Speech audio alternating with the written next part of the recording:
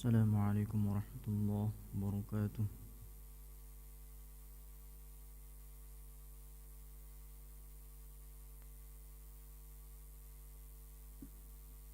أعوذ بالله من الشيطان الرجيم.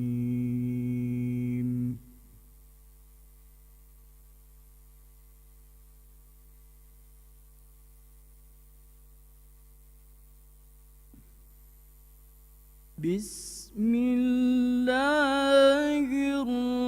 الرحمن الرحيم.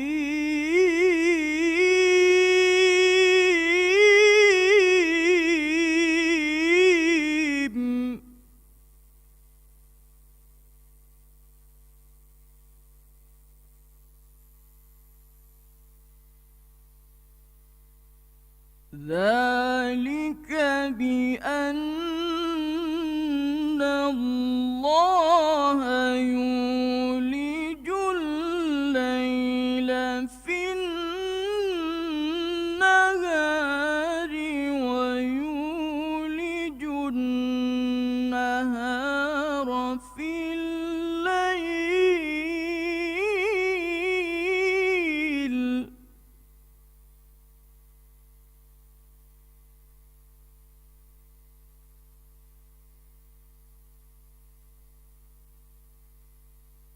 ويولج النهار في الليل وأن الله سميع بصير.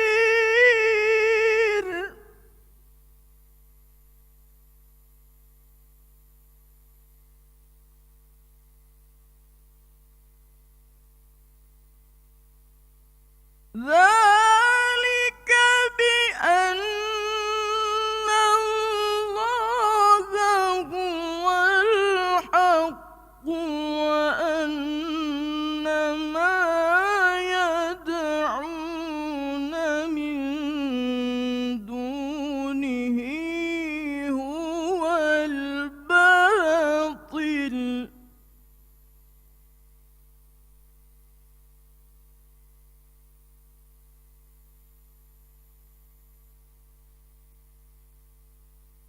يدعون من دونه هو الباطل وأن الله هو العلي الكبير.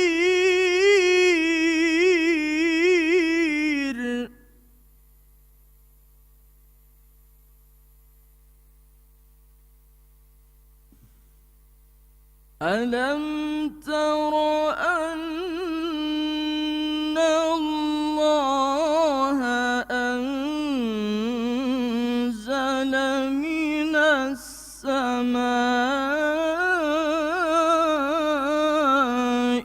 ماء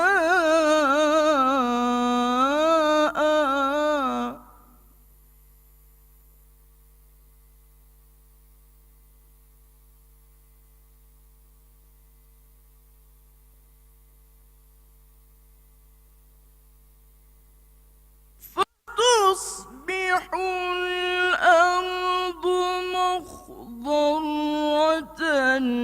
إن الله لطيف خبير.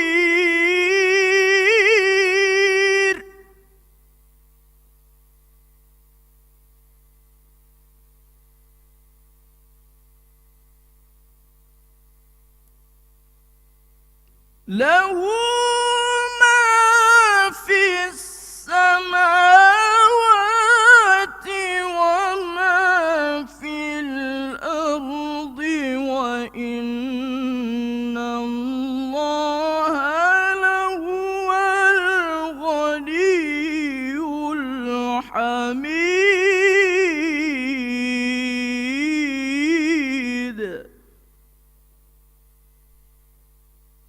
وإن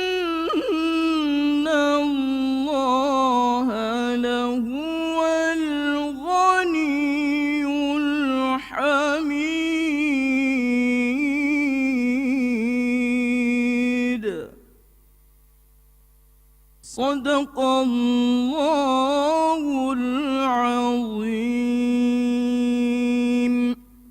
السلام عليكم ورحمة الله وبركاته.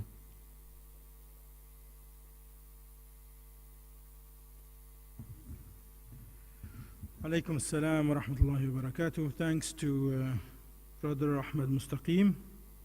Would like to invite His Excellency, the Vice President for Cooperation Capacity Development of the Islamic Development Bank, to deliver his welcoming remarks for the guests and speakers. Brother Saeed Agha, please.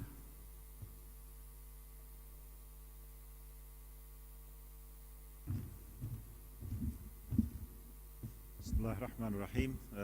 Ahmaduhu nusalli ala Rasuluhu al-Kareem.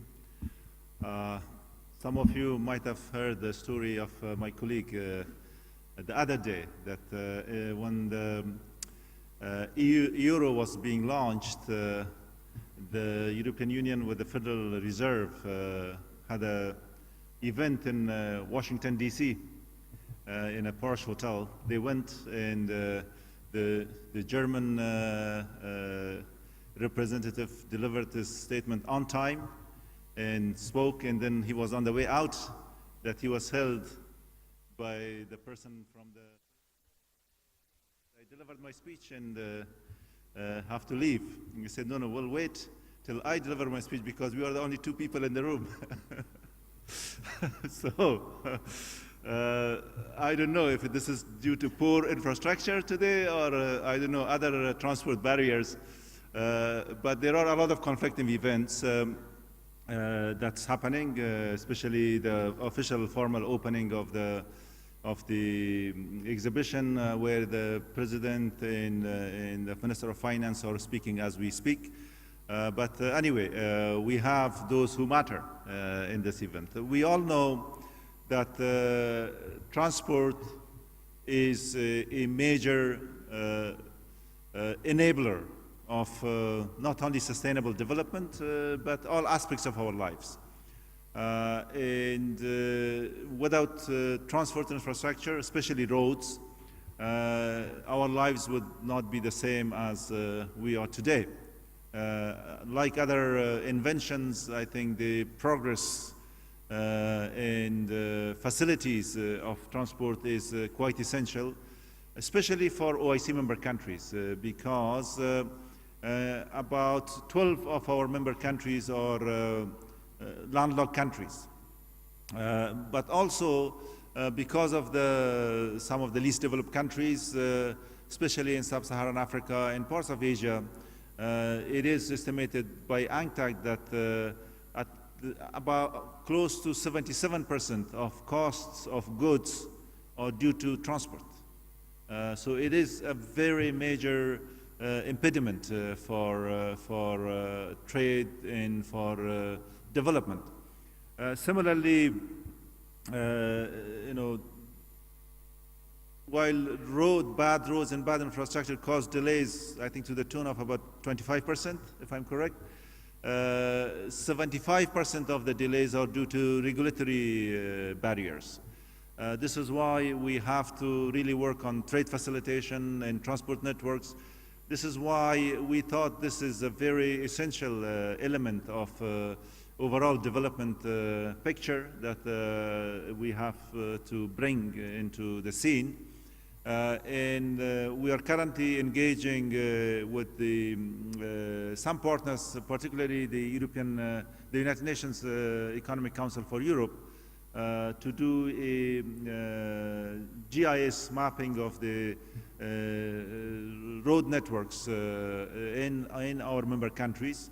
I think the progress is ongoing, and hopefully very soon it will be completed.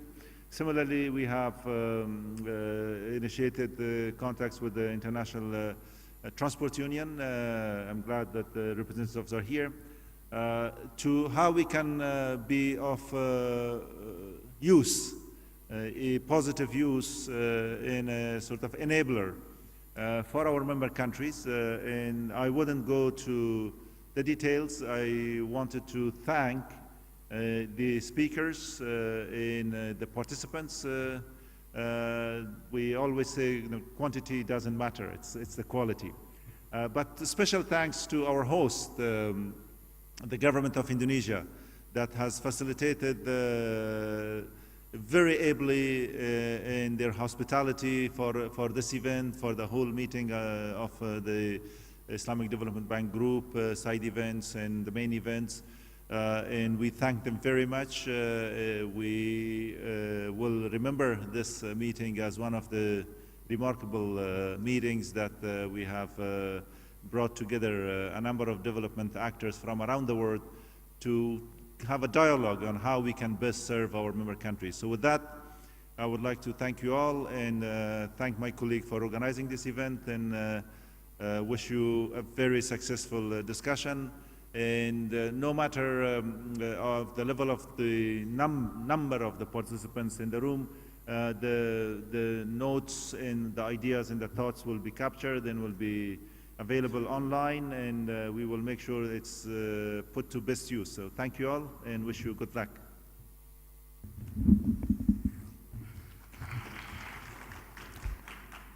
Thanks to the Vice President, Cooperation and Capacity Development at the Islamic Development Bank, Brother Sayyid Agha, for these welcoming remarks. With that, allow me please to first introduce myself. My name is Abdul Hakim Al-Wa'ar. I'm the Director for Cooperation and Integration at the Islamic Development Bank. And this is basically the department looks after regional cooperation and economic integration programs, and the initiator of this event. Allow me to invite our panel members today to the stage. I will start by calling Mr. Arjun Goswami. He is the Technical Advisor for Regional Cooperation and Integration of the Asian Development Bank. Please, Mr. Arjun, join us here.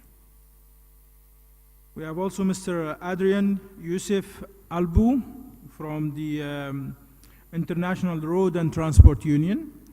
He is currently the Middle East representative for the IRU. Welcome, Mr. Adrian. We have His Excellency Mr. Ahsan Ali Mangi. He is the ECO, Economic Cooperation Organization Deputy Secretary General.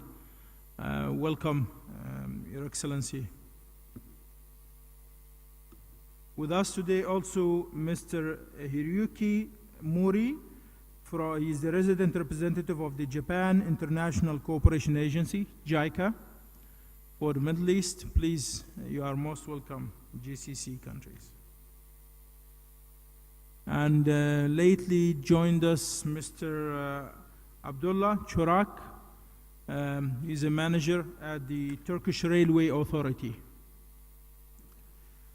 We also have a colleague from within the Islamic Development Bank, Brother Muhammad Mirzai, who will join us also at the stage, and he will be accompanied by Brother Ahmed Kabbani later on in their presentation. Please, Brother Mirzai, you can join us here.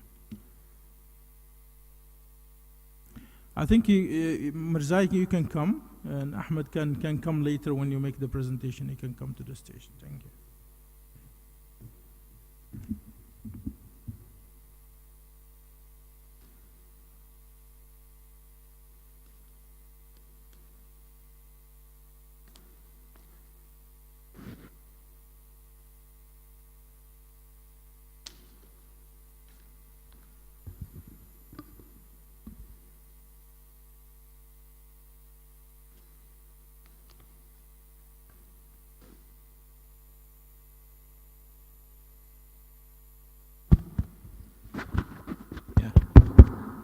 It's working.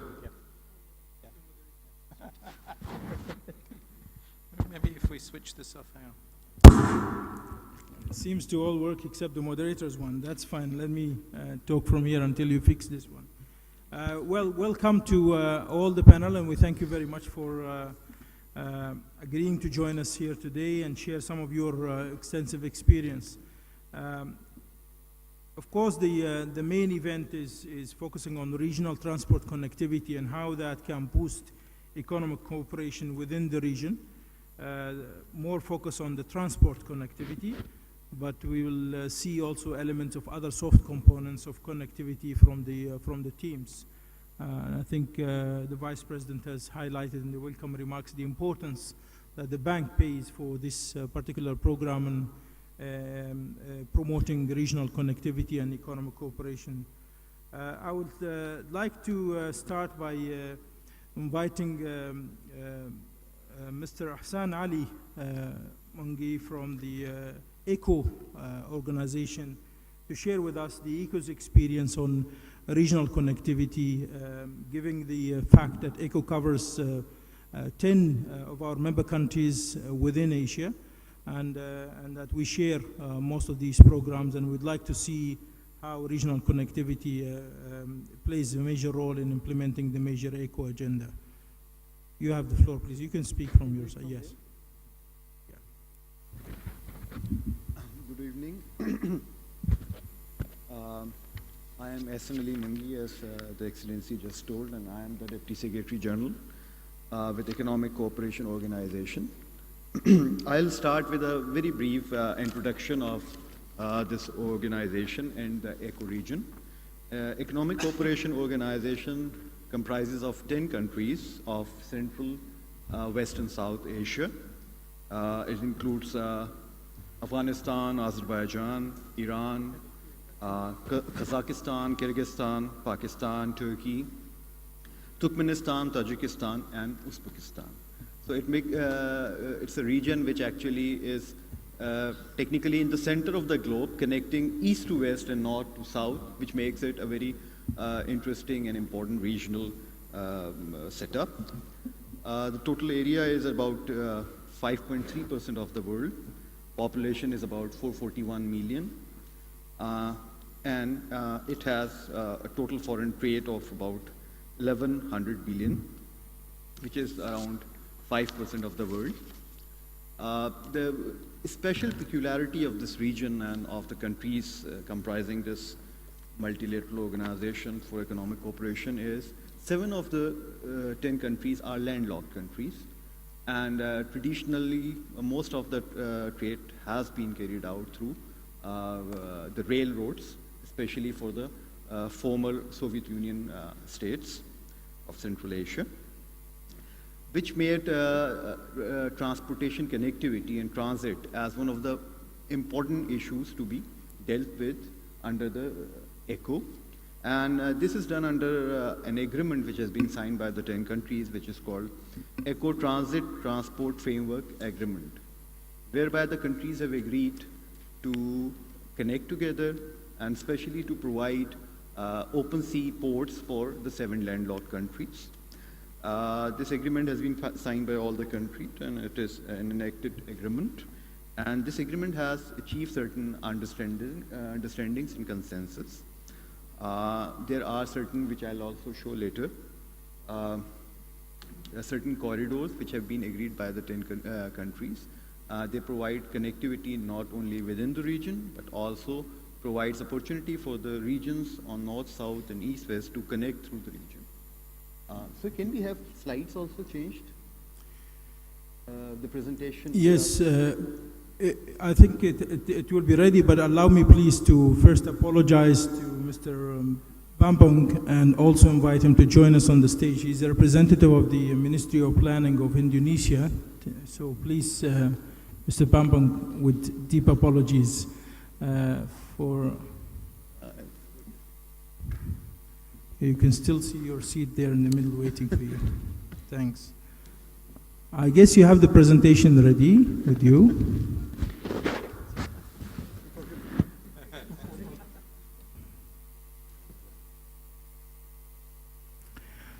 You are our host, that's why we didn't call you.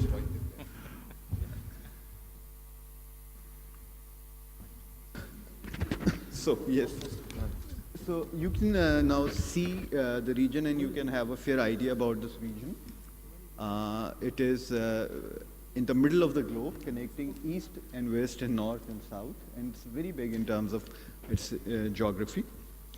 So I was talking about the transit trade agreement. That was the transit transport framework agreement, which was first signed within the region, as they felt that this is the most important single cooperation that is required. Several things have been done under this agreement. There have been alignments agreed by the member countries, which would connect the northern countries with the open ports of Karachi, Bandar Abbas, and developing ports of Gwadar and Charbahar in the south, in Arabian Sea and Gulf. The second thing is that standard specifications for vehicles have been agreed. Visa simplification arrangements are agreed under the agreement. We are working on the modalities. Harmonization of custom rules is another thing which a lot of work has been done, and we are now finalizing the main frameworks. All the countries have been able to sign major transport-related conventions. For example, the very known TIR Convention on Transit Trade has now been signed by all the 10 countries, which gives a lot of potential for the member countries to move in terms of transit trade. All the countries are also signatories to the Railway Convention of OSJD or SMJS. So these are the things that have been done under this arrangement, which now requires final integration. The corridors through ECO are they are corridors like any other. There are different organizations. Nowadays, there are globally many organizations and many corridors around. We talk about CAREC corridors, there are UN ESCAPE corridors, UN ECE corridors, Trans-Asian corridors. What makes ECO corridors unique is one, most of the corridors are about connecting east to west. In very general parlance, people would say that we want to connect China to the Western markets. The ECO corridors are there to connect its own countries in the north to the ports in the south. Secondly, whichever corridor is designed, it has to pass through ECO region somehow because of its location, which makes it very unique. And then there is a general consensus within the countries to make it work.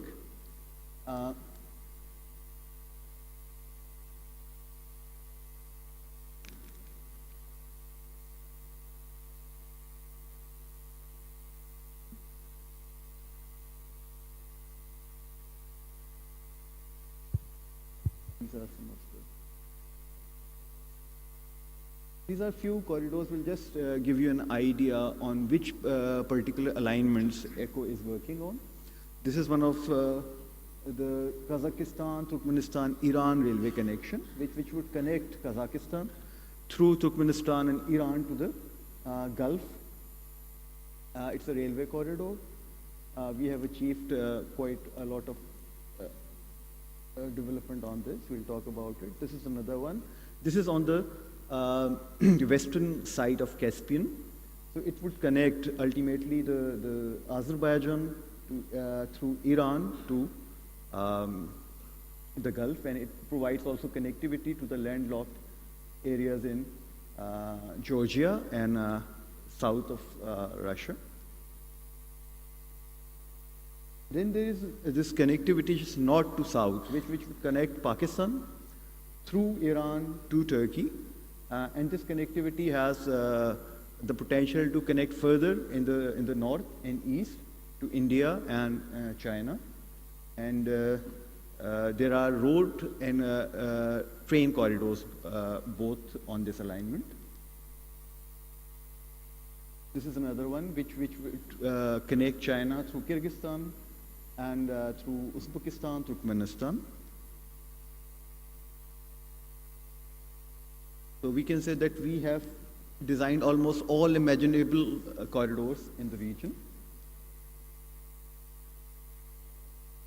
And to finalize these and to come up with the practicable solutions, certain feasibility studies have been done in last few years.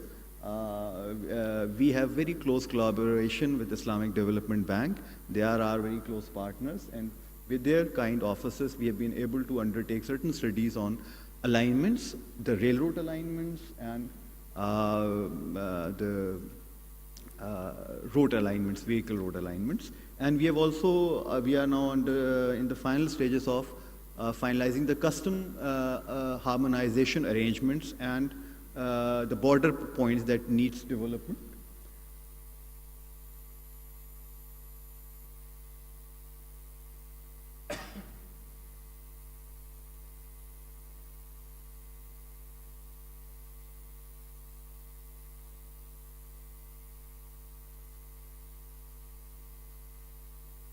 different ports. Very slow.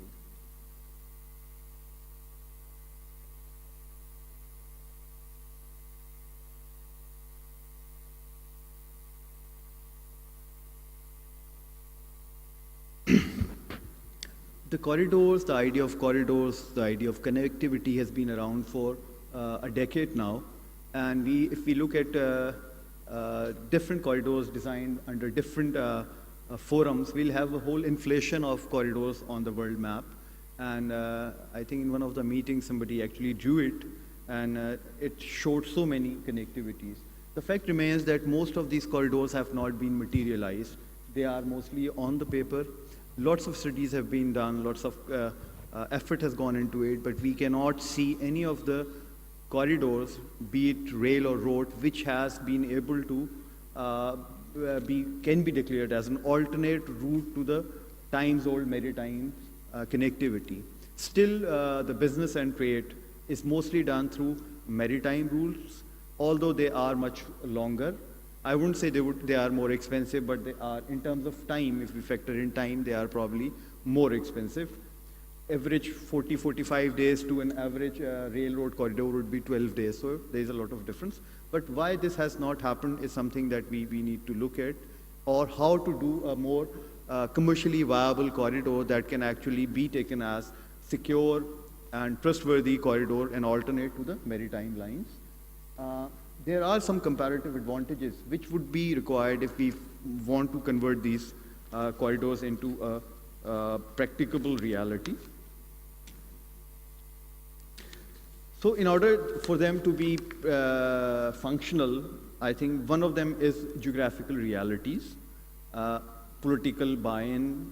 For example, landlocked countries, they have to find some alternate routes because finding a port maybe is more difficult, more distant, and in terms of rules, regulations, more difficult. The corridors must be managed in a way that they are efficient in terms of time and cost.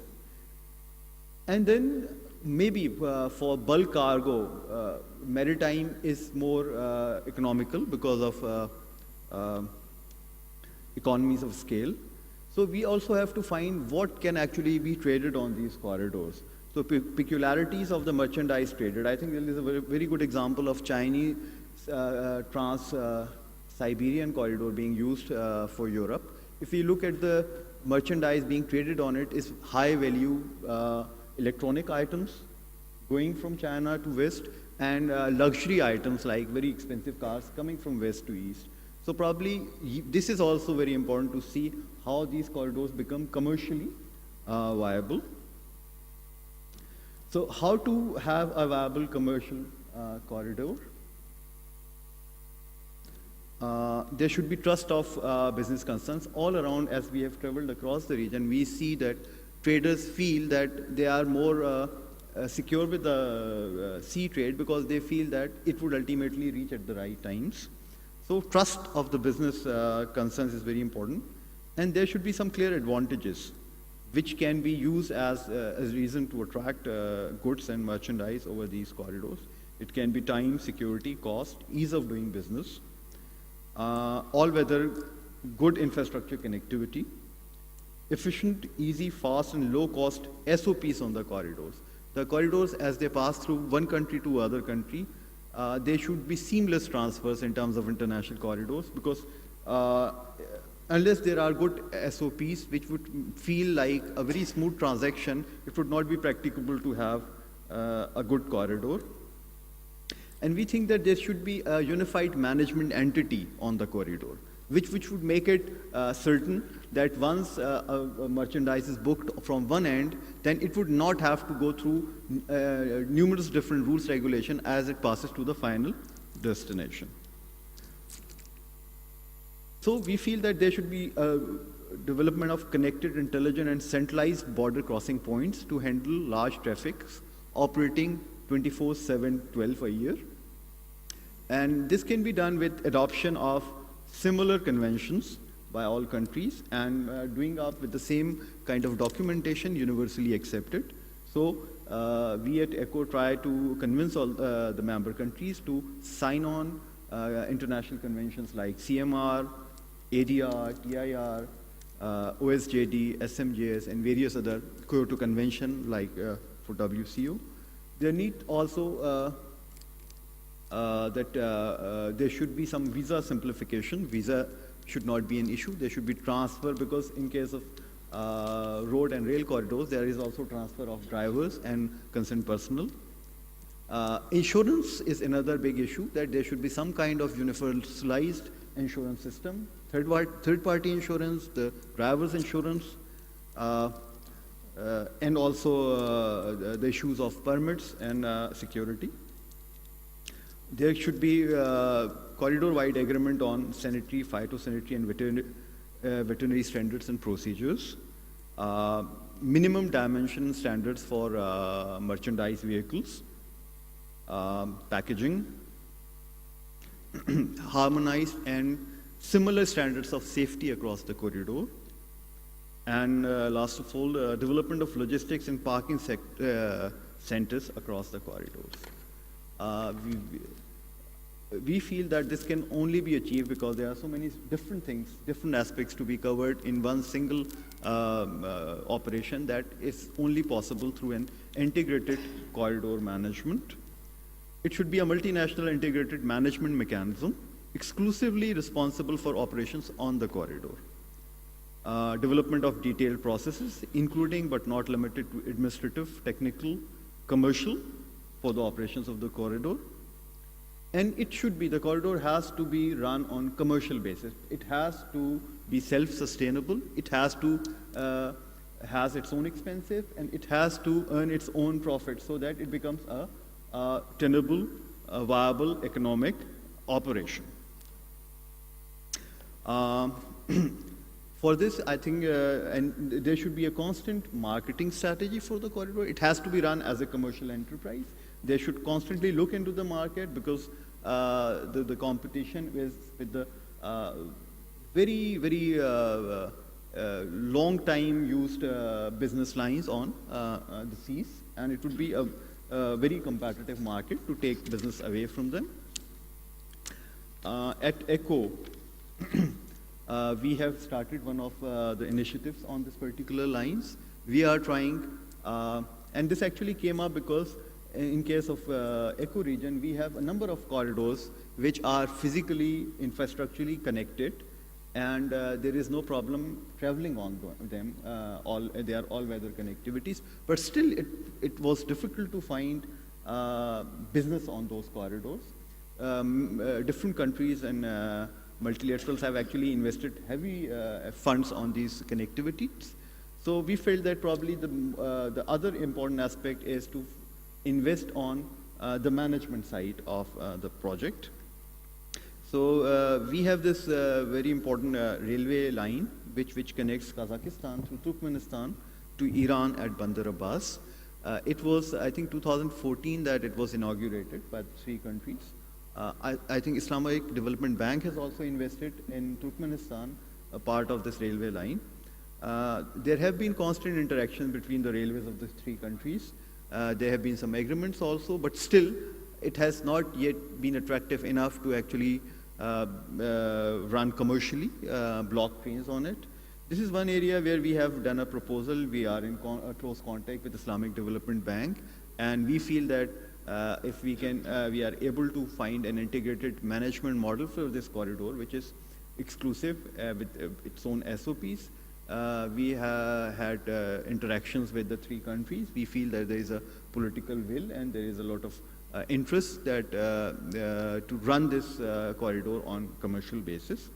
So we feel that this is going to be a good opportunity, and this will be one of the first corridors, if it is successfully executed, to become a viable commercial alternate to this long sea routes. Thank you so much for patient hearing. That was all what I had to say. Thank you, Brother Hassan, and it's very important that you have highlighted key issues, not only the infrastructure, road connectivity, but also the soft components of customs, insurance. You've also highlighted the political willingness behind the activation of corridors, as well as the economic viability, and that, I think, what makes it all If there is a business case for a corridor to develop, then definitely it will succeed. You mentioned examples of corridors that are already well connected but not active because of lack of business opportunities on it. In the same areas of activation of corridors, I would like to invite Mr. Adrian Albu, who is representing the International Road and Transport Union in their regional connectivity experience. Mr. Adrian also is a general Deputy Secretary General of the Union of Road Transport Associations in the Black Sea Economic Cooperation region. So we'll see more regional experience on the activation of corridors. Please, Mr. Adrian. Yeah.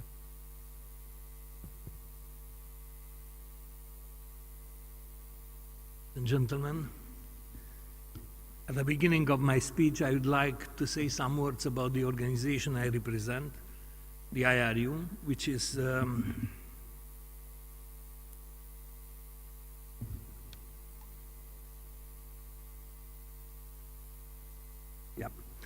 which is the global umbrella for the road transport of goods and passengers industry. Our IRU is acting for promotion and facilitation of road transports of goods and for providing professional qualifications through the training programs of the IRU Academy and its accredited national training institutes network. Was founded in 1948 by 8 founding members. As of today, it's active in more than 100 countries all over the world. IRU with its regional partners organized 4 truck caravans in the period 2002-2011 along the different routes connecting Europe to Asia. And this became the starting point of our efforts to revitalize the Great Silk Road. The most illustrative of them appear to be the Black Sea Ring Highway Caravan and the Silk Road Truck Caravan organized with the ECHO organization. Both showed that there is possibility for long distance transportation. It's technically feasible. But at the same time, the caravans allow to identify the bottlenecks and administrative barriers impeding the long-distance transportation. The IRU project, New Eurasian Land Transport Initiative, NELTI, which monitor commercial road transport deliveries performed by the road transport companies from Eurasian continent, had 4 phases. The first 2 in Asia, the third one in the ECHO region with the help of the ECHO organization, and the 4th one in the Arab world with the help of OULT and the last, and that was last in 2014.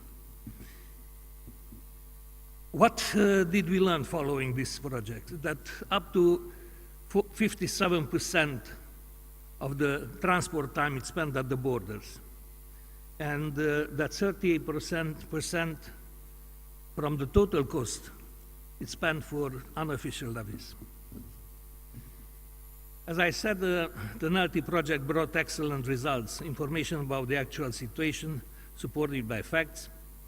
We have identified the main reasons hindering the development of international road haulage, and what we have to decide what's next and how to solve these problems. So we believe that the Model Highway Initiative of IRU, it's an answer to these problems. It was presented in May 2010 at the Asian Development Bank's annual meeting in Tashkent.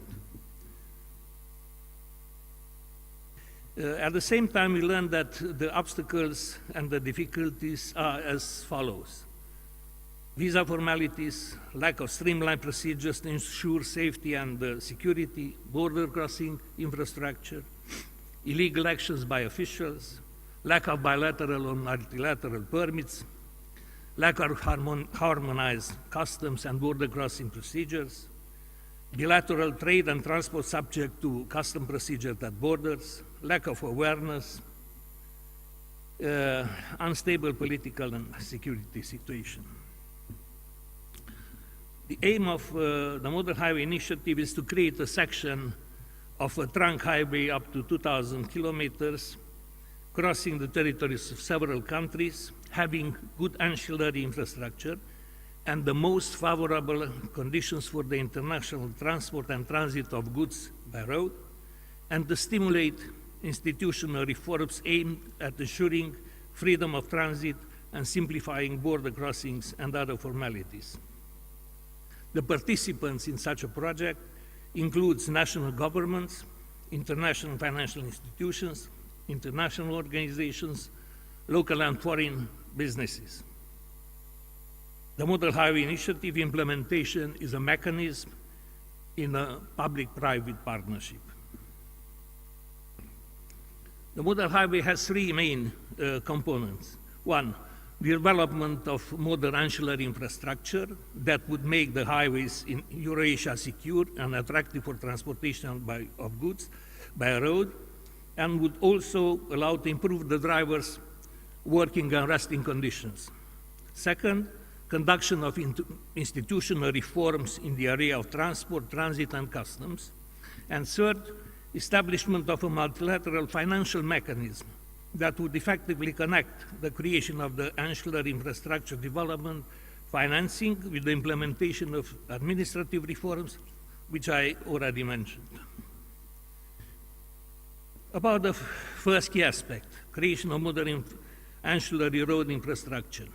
Traditionally, it includes the infrastructure located at the roadside, serving to provide night rest, water, food, articles of daily necessity to drivers, refueling, car maintenance, and secure parkings.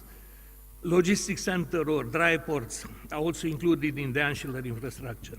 Individually, these assets would not come into the focus of international financing, but the projects involving the development of dozens of single-type assets such as service areas or standard motels can become attractive for the foreign investments. Of course, the model highway construction is planned to be implemented having the best practices in the area of ancillary road infrastructure and border crossing procedures. It's related both to the standards of the Trans-European Network and the recommended border crossing practices that have been recently developed and published by the OSCE. It is also necessary to implement the EU, USA, and Japan's best practices in the area of developing and operating the ancillary service facilities. The second aspect of the Model Highway Initiative is about institutional reforms and implementation of best practices in the road transport sector, such as liberalization of the international road transport, harmonization and facilitation of border crossing procedures, accession to and implementation of the international conventions related to road transport. Talking about liberalization of the international road transport market, we can have several alternatives which can be applied by corridor en route countries simultaneously,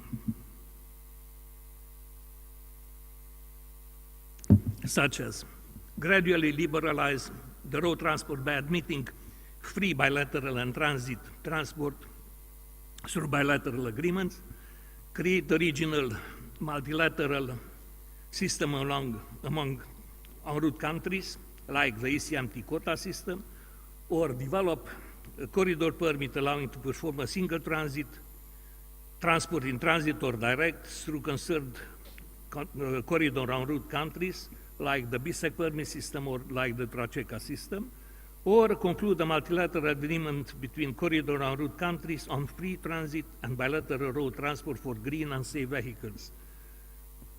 The reason is protection of the environment.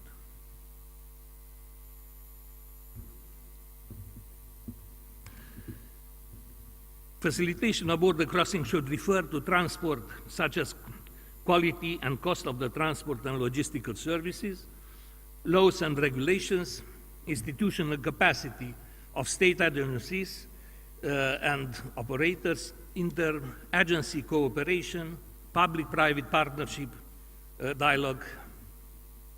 At the same time, when we talk about facilitation of border crossing, we have to consider to be established a comprehensive cross-border risk management system. Also, we have to address measures to expedite custom clearance, to develop payment schemes to facilitate the payment of custom duties and taxes, and to assure a proper implementation of the single window concept. Last but not least, we also have to promote the mutual trust and partnership between customs and the trading and transport community.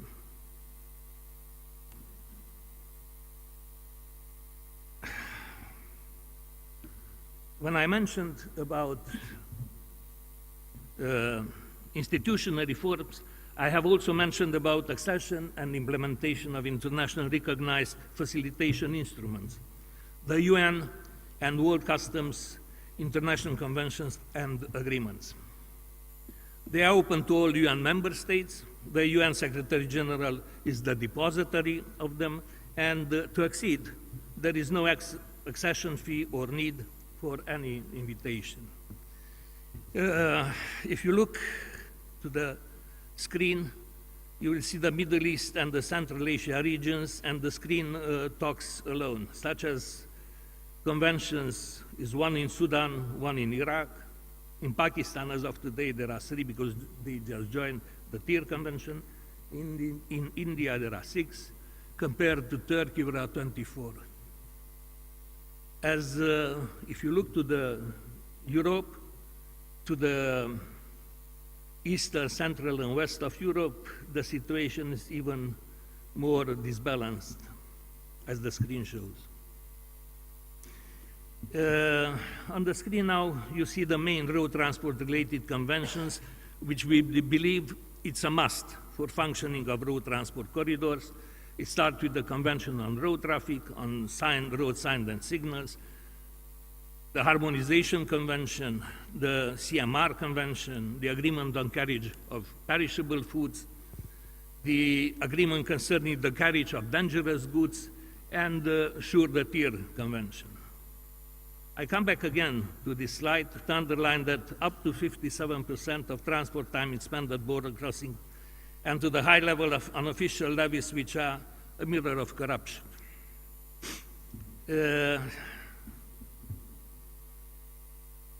Acceding to and implementing the TIR Convention could be a solution. This convention is regulating the movement of goods in transit through the territories of several countries, the coverage of custom duties from the origin, during the transit, and up to the final destination. It is managed by the IRU under United Nations mandate since 1949. As of today, provide customs guarantees, uses real-time data exchange, connects continents, saves time and money, could be used in intermodal transport. According to the Oxford Economics, TIR system cuts border waiting times up to 50%, and could save around 35 billion in transit costs over a 5 years period if applied in the UNESCAP region, according to a joint study of UNESCAP and the IRU. China is considering acceding to the convention. There are very encouraging signs that this summer China will be the 61 member of the TIR Convention. And as I said, is considering implementing the TIR as part of the strategy One Belt, One Road to interconnect regional markets. As of today, Pakistan and United Emirates are implementing the TIR. Canada, US, Uruguay, and Tunisia are preparing to operate the TIR. The interested in TIR, you can see several countries in Africa, Americas, the East, and for the Far East, China and India, and in the Middle East and North Africa, Bahrain, Egypt, Iraq, Oman, Saudi Arabia, and Qatar. We work in partnership with the UN Economic Commission for Europe to computerize the tier system, and in this regard, it's worth to mention a pilot project between Turkey and Iran, which shows real benefits for the E-tier.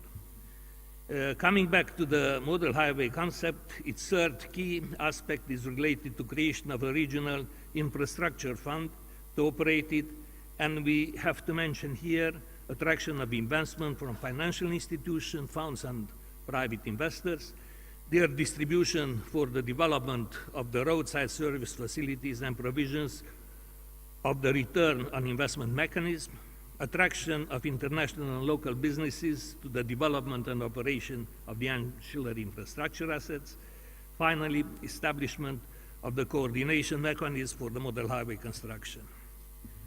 The importance of creation of transport and transit corridors in ensuring international cooperation for sustainable development is highlighted by the United Nations Resolution 69 adopted on 19 December 2014. On the screen you could see the Pan-European and Euro-Asian transport corridors. The IDB and the IRU consider cooperating for operationalizing the Kazakhstan, Uzbekistan, Turkmenistan, Iran, Oman corridor under the Ashgabat Agreement. Also, the Trans-Saharan Algeria, Nigeria, in cooperation with the ECO, the Islamabad-Tehran-Istanbul road corridor, and the Kyrgyzstan, Tajikistan, Afghanistan, Iran road transport corridor. In cooperation with the BISEC organization, the Black Sea Economic Cooperation, we worked on the Black Sea Ring Highway road corridor. I mentioned this ring highway because 3 BISEC member states, Azerbaijan, Georgia, and Turkey, consider implementation of the Model Highway Initiative along the Baku-Tbilisi-Trabzon section. It is worth to mention that the government of Turkmenistan decided to extend the South Caucasian Model Highway up to Ashgabat, including the Ashgabat-Turkmenbashi Highway and Turkmenbashi-Baku ferry crossing. For the Baku-Tbilisi-Trabzon section, the IRU and the Black Sea Trade and Development Bank contracted the Greek company Egnatiaodos, which prepared a pre-feasibility study and was presented to the countries en route in 2012. On the screen, you could see the main contents of the study, like description of the present conditions and what is the need to be done. Finally, conclusions and recommendations. So I thank you very much for your kind attention.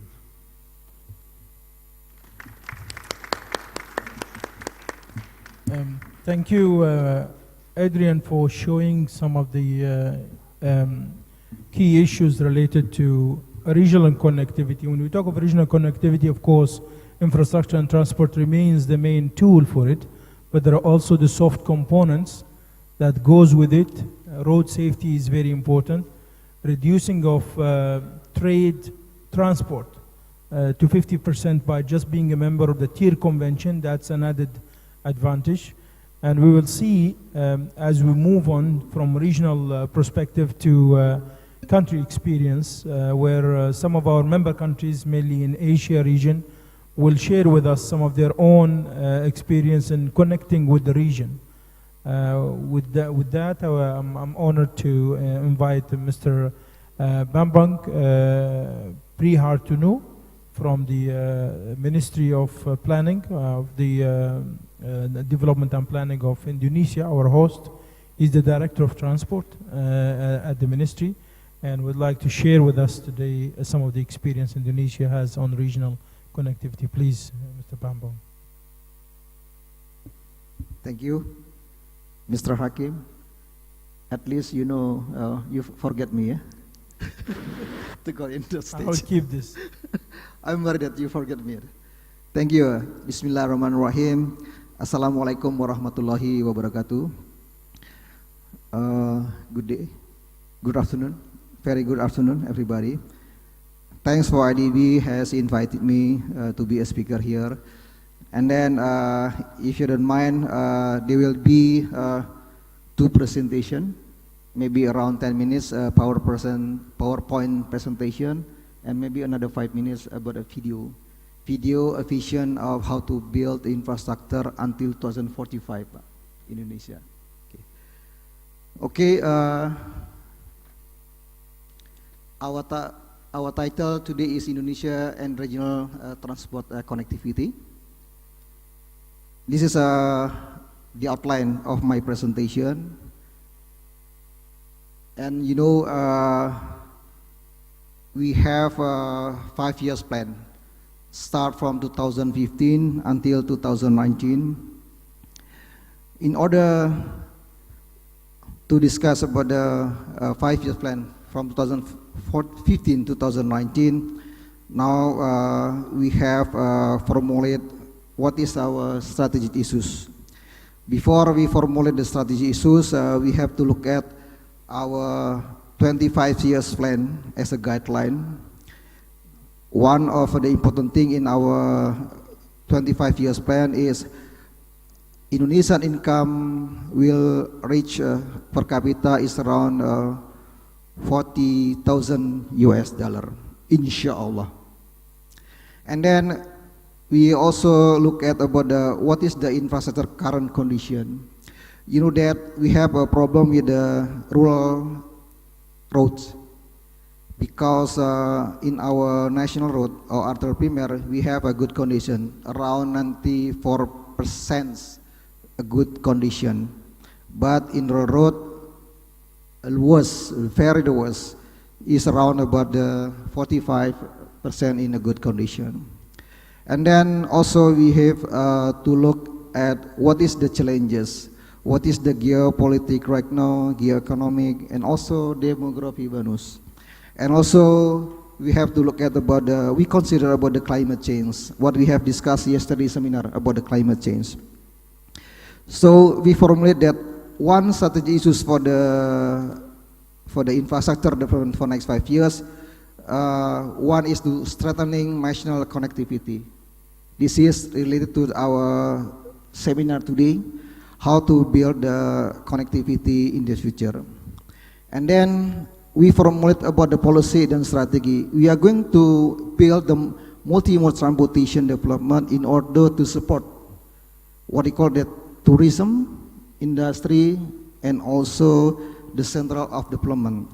Why is that? Because in order to achieve the economic growth, we have the infrastructure to support this area, tourism industry and central of development.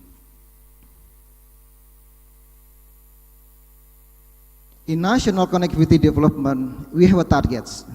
For example, you can see for the railway in 2019, we have to develop around 3,258 kilometers. And also for the roads, we are going to build the new road around 2,650 kilometers. That's the target that we are going to achieve in 2019. Now, we are concentrate to maintain the existing condition for the road. And then, after that, we have to look at, because you know that Indonesia, so many islands, more than 30,000 islands. So you can imagine, it is not easy to develop Indonesia. Now for the infrastructure, we concentrate based on big island. In Sumatra Island, Kalimantan Island, Sulawesi Island, and Papua Island. Because in Java Island, we have a good road network. So we concentrate to build the infrastructure out of Java.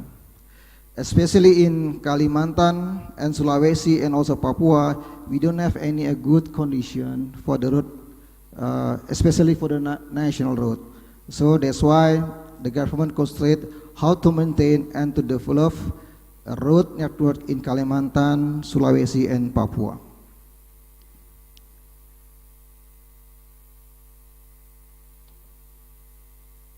Next, beside the national road, now we consider also to build the toll road. Between 2015 and 2019, we targeted that we are going to build around 6,115 kilometers for the toll road, especially in Sumatra Island, because in Java Island we have a good toll road. Now we are going to develop a toll road in Sumatra, some in Sulawesi, and also some in Kalimantan. The total budget that we need is around 55.6 billion US dollar. This is a big enough money. That's why in this seminar I call for the IDB. It is impossible to finance our toll road for the next 5 years. It's fine, let's talk about the toll road if IDB. I know that IDB enough money, right, Pak Hakim? You have a big lot of money, I know that. That's why I invite you to be investor in Indonesia. Sure. And then air transportation. Now we concentrate around 50%, 50 airports. We have a target also. You see that in the green color, we are going to finish 2017, and the blue one will be finished in 2018, and also that one will be finished in 2019.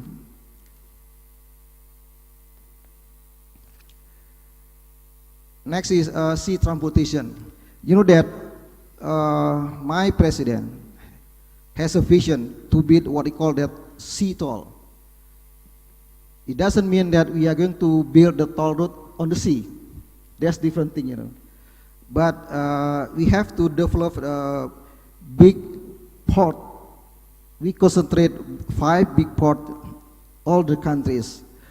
One big port in Belawan is located in north part of Sumatra, and there are 2 in Java Island, in Jakarta and Surabaya, and the other 2 is in Sulawesi. In South Sulawesi, Makassar Port, and also in North Sulawesi, we call that Bitung Port. So we concentrate to build the 5 ports, and also there are 19 feeder ports through Indonesia, start from Aceh until Jayapura in Papua.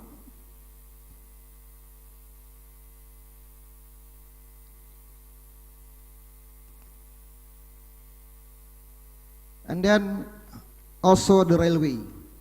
We have a good railway system in Java Island. Now we consider to build the railway system out of Java. We target until 2018 there will be Trans-Sumatra Railway connected. Until now we don't have any good, not connected the Trans-Sumatra Railway. Now we are going to build the Trans-Sumatra Railway start from Aceh until to the southern part of Sumatra. And then we have been started to build a railway in South Sulawesi. And then will be next year we prepare to build a railway in North Sulawesi. And in Papua we still preparing until 2019. Now about the regional connectivity.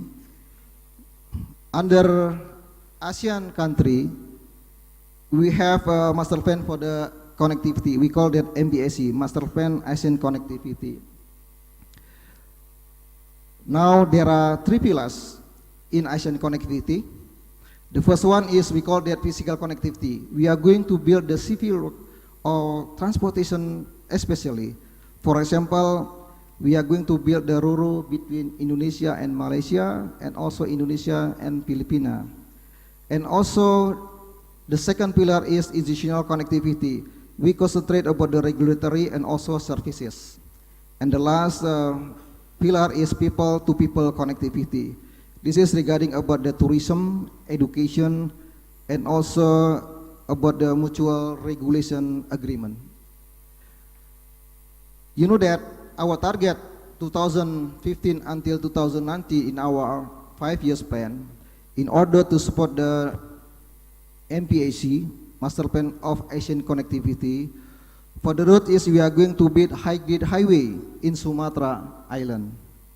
And next, also Kalimantan is become important because we stay side by side by Malaysia, so we have to develop Kalimantan Road. For the ferry, we have a plan to build 2 RoRo system in Sumatra and also 1 in North Sulawesi. In Sumatra, there will be RoRo Dumai and Malacca. And the second one, Belawan and Penang. And with the Philippines, we are going to build the RoRo between Bitung and General Santos. And the railways, the target we have to build Trans-Sumatra Railway will be connected until 2019. And then there is a new initiative, we call that multi-mode transport. This is, we are going to build airport train to Soekarno-Hatta, and also another port, successor Minangkabau, and Kuala Namu, Hang Nadim, Juanda, Kertajati, Kulon Progo. This is a new airport in Yogyakarta, and also Samsudin Nur. And after that, train support the seaport to Kuala Tanjung, Belawan, Panjang, Tanjung, and other port throughout Indonesia. And the last one is on the seaport, we are going to build the 2 hub international. The western part is located in Kuala Tanjung, and the eastern part is located in Bitung area.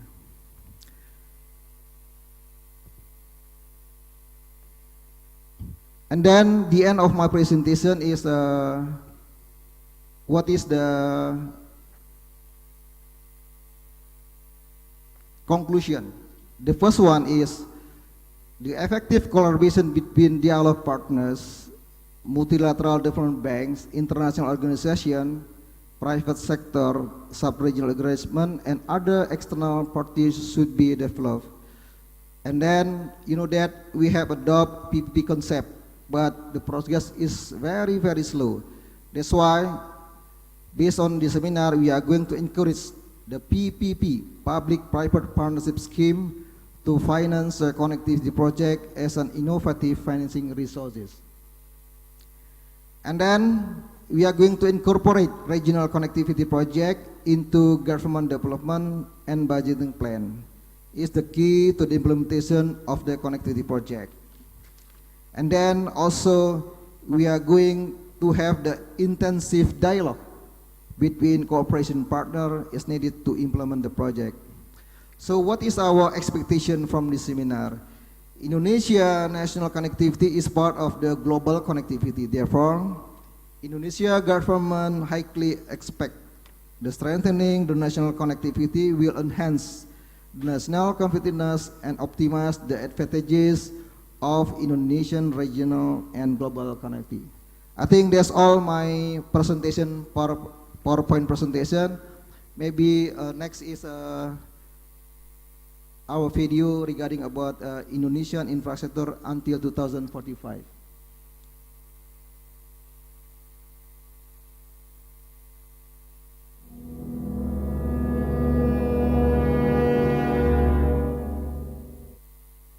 Even this is in Bahasa, but there is text in English.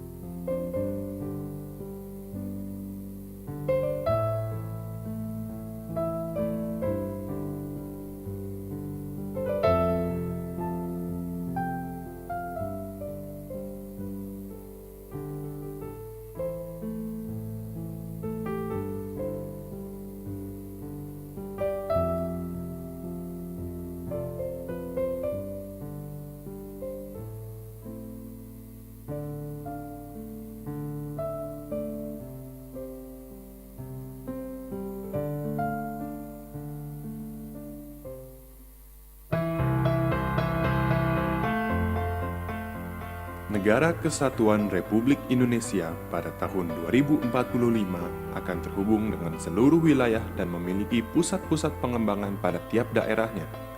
Pulau Jawa akan menjadi pusat dalam hal perdagangan dan jasa.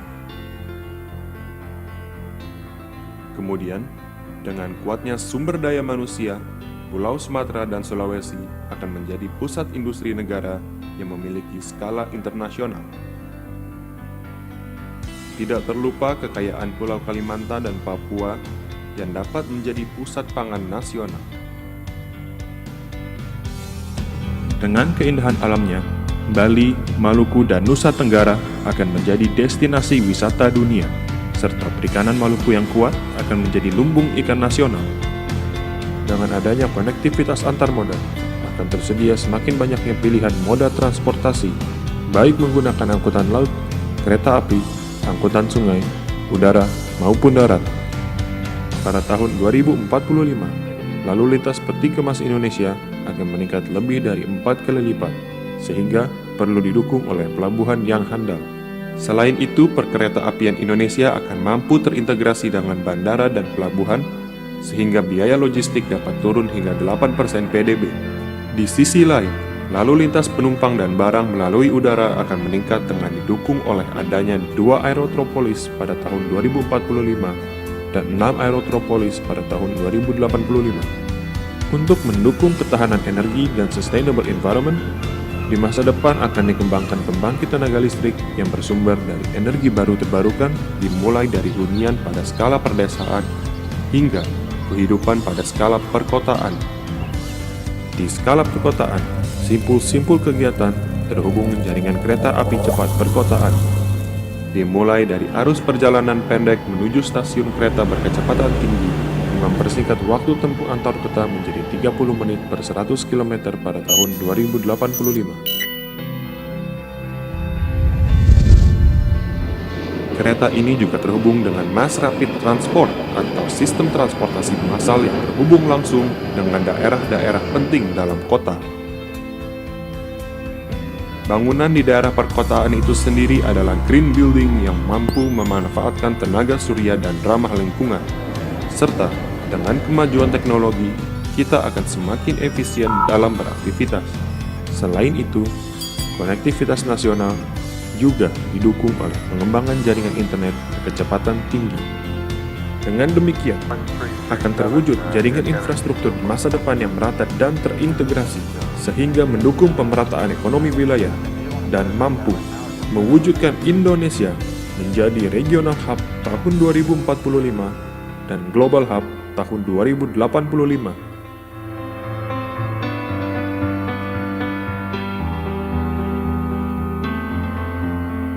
Thank you. Assalamualaikum warahmatullahi wabarakatuh. Alaikum assalam wa rahmatullahi wa barakatuh. Brother Bambang, this is an exciting share of experience of what Indonesia is planning to have ahead.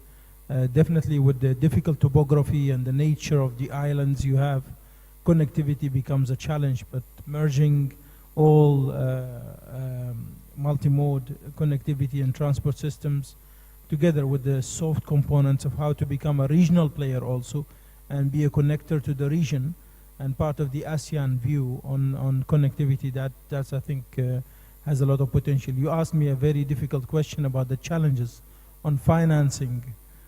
Yes, of these plans. Definitely that is a reason why we are here, but also knowing that we cannot achieve it alone. You have provided another partner, which is PPP, and that is one mode of innovative financing. But we also invited our key partner here in the region, Asian Development Bank, that will share with us some of their views of how they will also co-finance such of these initiatives. But before that, I would like to continue the share of national experience to play a major role in regional connectivity and invite our friend here, Abdullah Ushak Shorak from the Turkish Railway Authority to share with us how Turkey has managed to build its own within the country regional connectivity and also be part of the regional connectivity of the broader region between Asia and Europe. So Abdullah, you have the floor.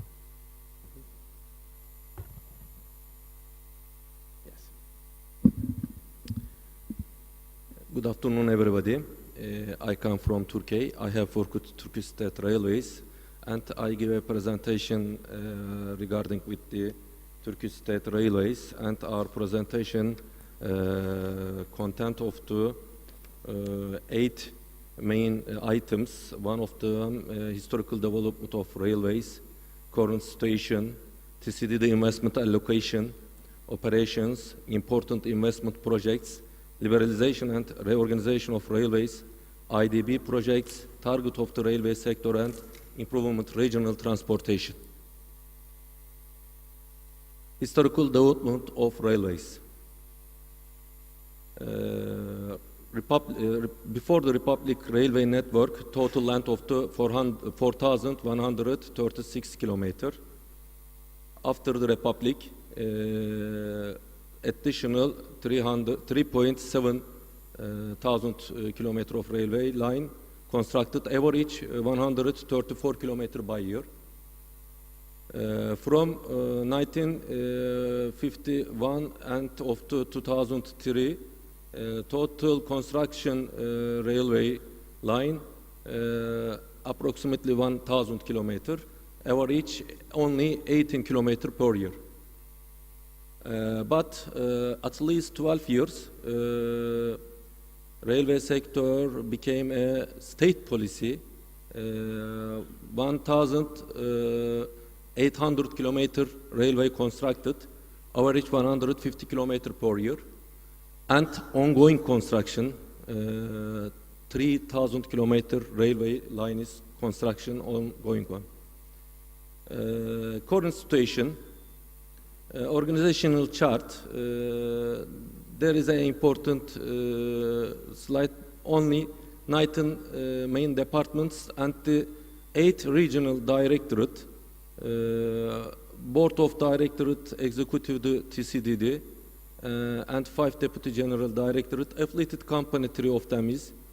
I give an explanation, another slide. Okay. Organizational charts, 8 regional directorate, 7 ports, but 5 of them is the operational right is transferred by the private company. 3 affiliated company, Tulemsash, Tuvesash, and Tudemsash. 4 shareholdings, establishment since the 2003. Aim of these shareholdings, national railway sector, increasing railway national sector, and the 5 factories generally products, sleeper, switch point, and the rail weldings. Current situation, 8 regional directorate. One of them is the high-speed train regional directorate, located at Ankara. Affiliated company, 3 affiliated company, Tulemsash produce mainly locomotive and maintenance and repair the locomotives. Tuvesash production, DMU and AMU train set and the maintenance and repair passenger wagons. Tudemsash produce freight wagon and maintenance and repair freight wagons. Located Eskişehir, Sakarya, and the Sivas city.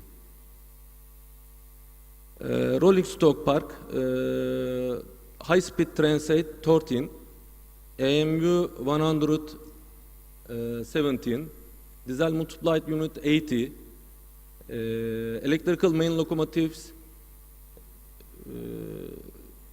106, diesel main locomotives 439, freight wagon approximately 20,000, passenger wagon 900.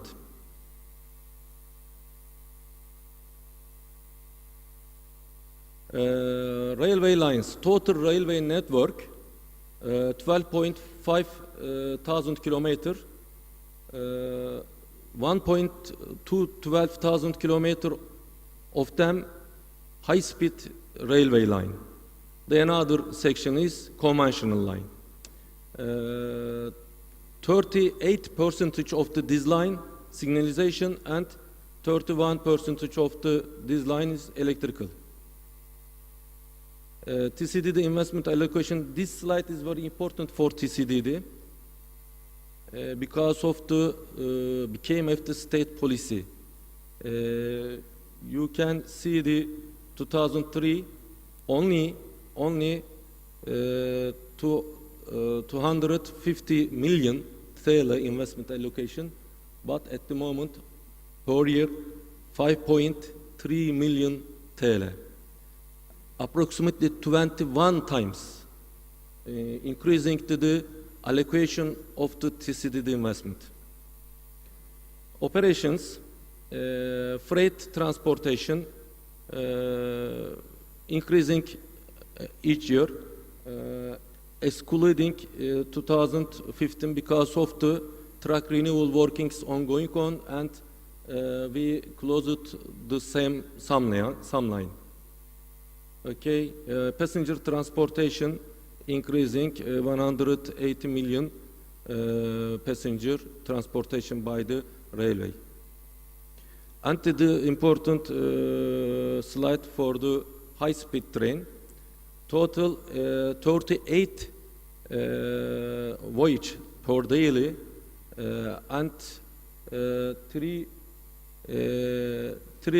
four lines between Ankara Konya, between Ankara to Eskişehir, between Ankara Istanbul, and between Konya Istanbul.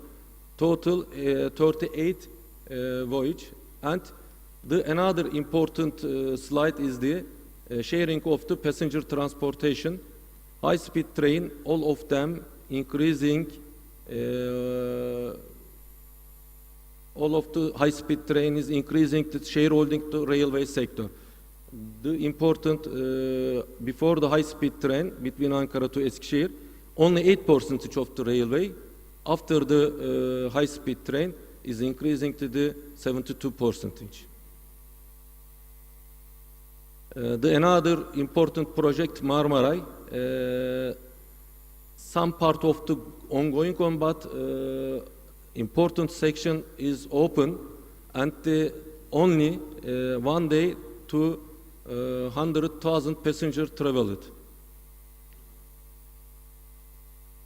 İzban, another important project, Intercity project. İzmir, the third biggest city in Turkey, and TCDD and the İzmir municipality joint venture and the operated Intercity railway network. Important investment project. Ongoing on high-speed train, Ankara-Sivas high-speed train. Planned completion year 2018. Amount of the project 8.4 billion. Land 400. Physical progress 42. And the construction picture for this line. And another high-speed train, Ankara-İzmir high-speed train, length of much more 600, physical progress 5%. The important issue, distance, conventional train is here, high-speed train is here, bus is here, sorry. As you see, duration of the bus about 8 hours, but after the completion of the high-speed train, this travel time is decreased 5 hours. It is very important issue. Some pictures of the construction of the high-speed. Okay. Bursa Bilecik high-speed train. Bursa is the fourth biggest city in Turkey, and there is no any connection railway line up to now, and at the moment railway construction is going on. All of the information is included to this slide. It is the similar. Konya Karaman, red line is the operated by high-speed train, and the blue line is the planned and ongoing construction.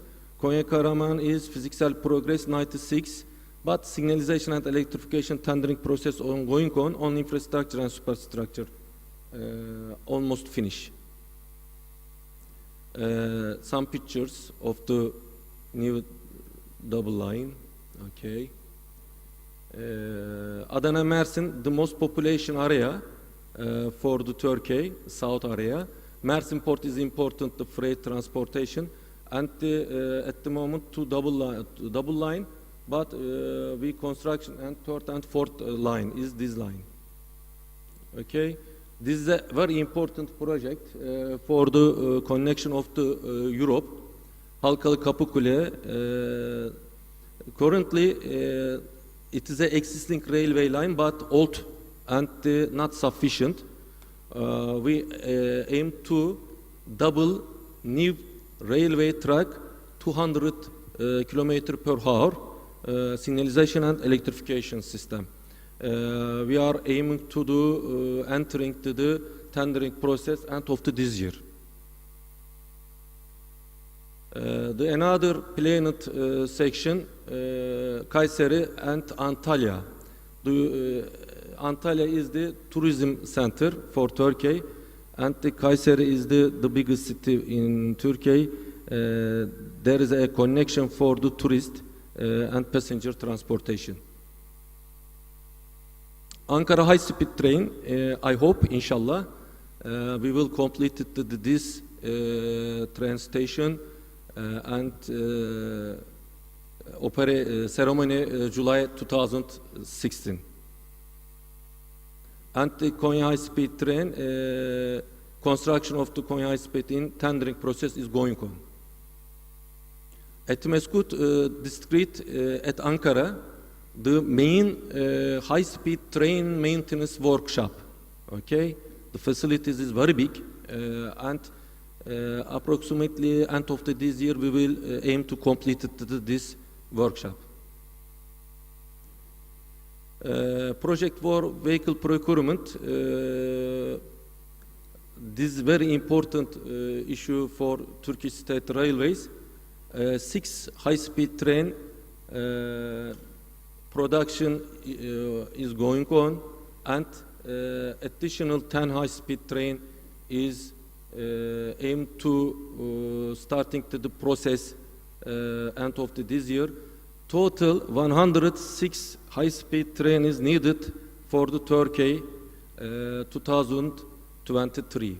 Okay, and also the MU and AMU set production is going on. Project for installation of signalization system at the moment 2,800 kilometer railway line is under construction of the new signalization system. All of the signalization system in compliance with the RTMS level 1. Okay. National signalization projects, it is important very issue. TÜBİTAK and İTÜ, Istanbul Technical University Research Council of Turkey, and TCDD will be joint venture and produce and installation and national signalization project. Installation is going on, and the certification of the RTMS level 1 working is going on. Okay. Construction, installation of electrification at the moment, 2,196 kilometers of the electrification line project ongoing on at the moment. Railway renovation, track renewal. 10 years ago, all of the railways old and not sufficient. After this time, up to time, 10,000 kilometers of conventional railway line, all of them almost renewed. Okay, it is very important for the railway sector improvement. Liberalization and reorganization of railways, it is important slide. TCDD has divided 2 separate sections, business unit. One of them is the infrastructure, and the another of the train operator. TCDD infrastructure operator and the TCD transportation operator has 5 business units. TCDD operator, train operator, TCD transportation company will be private company. Okay, there is no any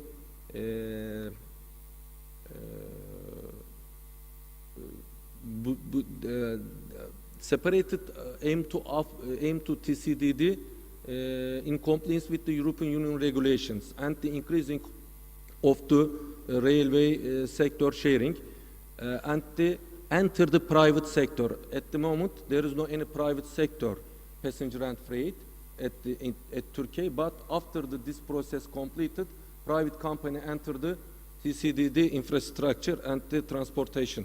Okay. IDB projects, up to now, electrical locomotive projects, all of the information about the IDB project. 80 electrical locomotives delivered to the TCDD, and all of them is operated by the TCDD line. 20 million US dollars from IDB. Okay. The another project, 6 high-speed train project procurement, 174 million euro from IDB. And end of this year, this project will be completed. Okay. Railway track project, procurement of the rail. Procurement of the rail in order to track renewal projects. Okay. Total 172,000 ton rail delivered and 1,400 kilometer track renewed is using the rail. Okay, target of railway sector and improvement regional transportation. Target of railway sector, establishment of the high-speed train network, 10,000 kilometers. Establishment of the conventional train network, 4,000 kilometers. Rehabilitation of the existing railways, establishment of national railway industry, development of the legislation and the infrastructure for logistics, liberalization of the sector and restructuring of state railways, electrification and signalization of railway lines. The last slide, improvement regional transportation. I think 6 main items. Renewed and sufficient infrastructure, superstructure and rolling stock used to similar standard in order to carry out interoperability. It is very important issue. The most problem in railway sector, railway gauge, for example. Improvement of combined transport, reduce bureaucracy and use to technology for cross-border, encouraging the installation of logistics center, enhancing collaboration and cooperation between stakeholders. Thanks you for your attention. Thank you, Brother Abdullah, for sharing this extensive experience of building a railway system in Turkey. It's known historically of the historic railway system, but to transform it into becoming a regional vehicle for connecting 2 major continents on trade, Europe and Asia. I think the location of Turkey would enforce or rather stress upon Turkey to avail itself as a Turkish connector to the regions of the both continents. And I can see very clearly that there is a high level of acceleration in terms of building up the railway network. We hope that the highway road network does also accompany that into providing some connectivity to it. Maybe Adrian wanted to say something on that before we move on. Thank you very much. Just to highlight once again the huge development in Turkey. I live there and I witnessed the huge development in the roads too. There are more than 16,000 kilometers of four-lanes roads developed in the last, let's say, 10 years. And the third bridge over the Bosphorus, it's already now, and it's connecting, will be soon connected. The second tunnel under the Bosphorus will be for road vehicles, and it's next to be ready. It's a huge development. And once again, big congratulations for the efforts the country is doing. Thank you. Thank you. I think that's all we can see that's very visible. One major thing that Adrian didn't mention is the actual participation or ratification of the TIR Convention by Turkey. And that also availed Turkey as the biggest user of TIR at the moment in the world, which is the convention with regards to the transit of trade across the country. And that shows it's connecting business. Now let me move on to the last session, where we're now getting development partners. Mainly here we have Asian Development Bank, JICA, and then Islamic Development Bank, to tell us more about their role as MDBs in mobilizing resources towards building up networks and infrastructure. So we'll start with Mr. Arjun Goswami. He is the Technical Advisor for Regional Cooperation and Integration at the Asian Development Bank. So Mr. Arjun, you have the floor, please.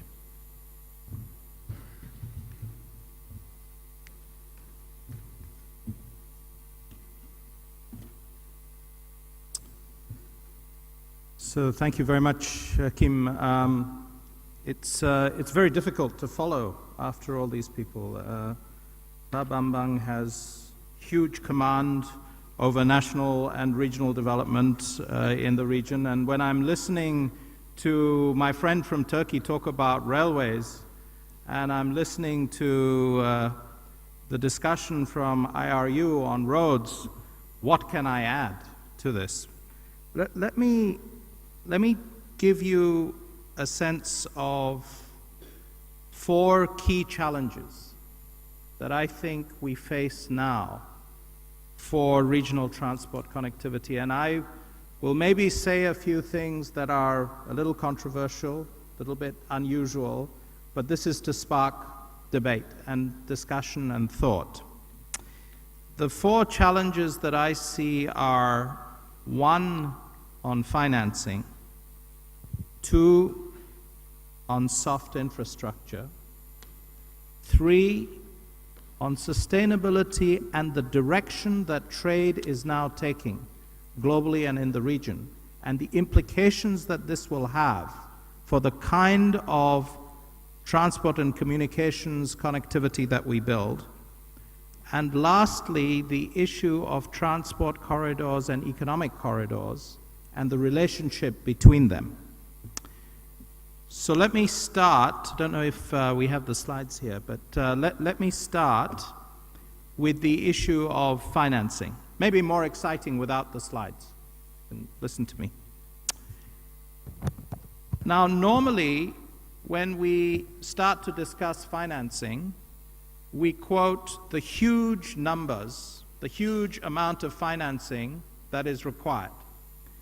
And, you know, a number which we put out there, we in the ADB, is quoted very, very often. Others are also quoted, but our number of 8 trillion for the period 2010 to 2020, there's almost no conference where that number isn't quoted. 1 trillion a year, it's about 320 billion for regional connectivity, out of which 70% is transport. Now, given that, you would assume that it's just all about the money. Now, there is an aspect of the financial gap financing that Pa Bambang kind of alluded to.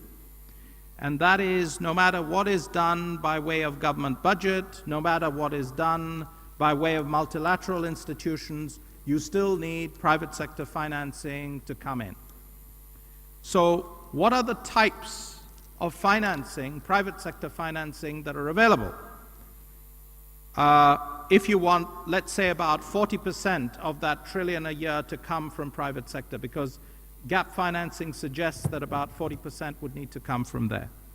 You can have it in the form of equity, you can have it in the form of bonds, you can have it in the form of commercial bank financing. Now, we're having this conference in Jakarta. So, even though people talk about the global financial crisis, we should think back to the Asian financial crisis of '97. And the lesson we learned out of that is asset-liability mismatches. So even if you syndicate commercial bank financing, there is a big mismatch between the length of time that you need for infrastructure financing and the length of time that commercial banks have available. So this is a very tricky path to take. Secondly, let's think about equity. Well, if you think about equity, there are many different tools, but one of them, as Pa Bambang was saying, is quite rightly public-private partnerships. And I think many institutions promote that, ourselves included, but there are some cautionary notes about this. First of all, when you look at the databases, you find that whilst our region, the Asia-Pacific region, has done quite well amongst developing regions, only Latin America does better than us. Relative to the global average, we've done much less well. Really, only 3 countries have moved forward fairly aggressively so far: India, PRC, that's China, and the Philippines. Indonesia is making some strong strides, but I think the fact is that progress has been quite slow, and we have to ask ourselves why. It's because you need legal infrastructure, you need PPP centers, you have to do a lot of things before PPPs develop. And one big cautionary note: if government budgets get used up on PPP, you then don't have, at a time of declining fiscal space, enough left over to handle maintenance and other issues. So there are many tricky issues involved with regard to PPPs. It's not to say it isn't important, but we have to be aware of it. Bond financing is potentially a very attractive route, local currency bond financing in particular. But again, you have to do many things to get local currency bond financing going. You need innovative tools in order to have bond financing instruments that would allow for infrastructure to be invested. It has some major advantages which we'll come to in due course. Given all of this, you need to still have a lot of sovereign financing. That's necessary in order to cover this. Those are some of the issues with regard to financing. But even if you finance correctly, the most critical issue, in my opinion, if you're doing PPPs, it's bankable projects. If you're doing sovereign, it's project preparation. Project preparation, project preparation, project preparation. That is key. And it has to be high-quality project preparation. Sometimes people think of environmental and social safeguards as baggage that one shouldn't have. I could say, well, it's part of the requirements when you get involved with multilateral institutions. But I think the bigger argument for it is not that. It is that countries are now electing governments based on aspirational politics. This country is true of that. You're seeing it sweeping all across Asia and other parts of the region. And young aspirational voters expect environmental and social issues to be properly handled. So you can't do things the old way anymore, if it ever was possible. There are other issues with regard to project preparation, and when our friend from Turkey was talking about some of those on rail, there are significant issues, not just on interoperability, but on all sorts of other issues, road safety issues, etc. So let's talk a little bit about what we in the ADB are doing relative to this financing issue. First of all, since 2006, which is a decade ago, we have had a regional cooperation strategy in place, which has 4 pillars to it: cross-border infrastructure, trade and investment, monetary financial cooperation, regional public goods. Out of those 4, the huge bulk of our lending, which in terms of regional cooperation was about 3.8 billion at the end of last year, 70–80% of it is in cross-border infrastructure. And transport is about 60–70% of it, so that tells you how big that is as a sector. But I think going forward there'll be a challenge, because we have to combine transport and trade. We have to combine transport with new tools of monetary and financial cooperation. We have to combine transport with sustainability on climate change. So it means combining up these pillars. That's not easy. How should we do this? What are the engine rooms that we are using?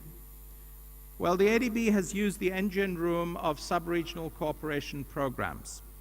Now, in Southeast Asia, one program that has done well, it's been a pioneering program, has been the Greater Mekong sub-region. This is 6 countries: Cambodia, Laos, Thailand, Myanmar, Vietnam, and 2 provinces in China.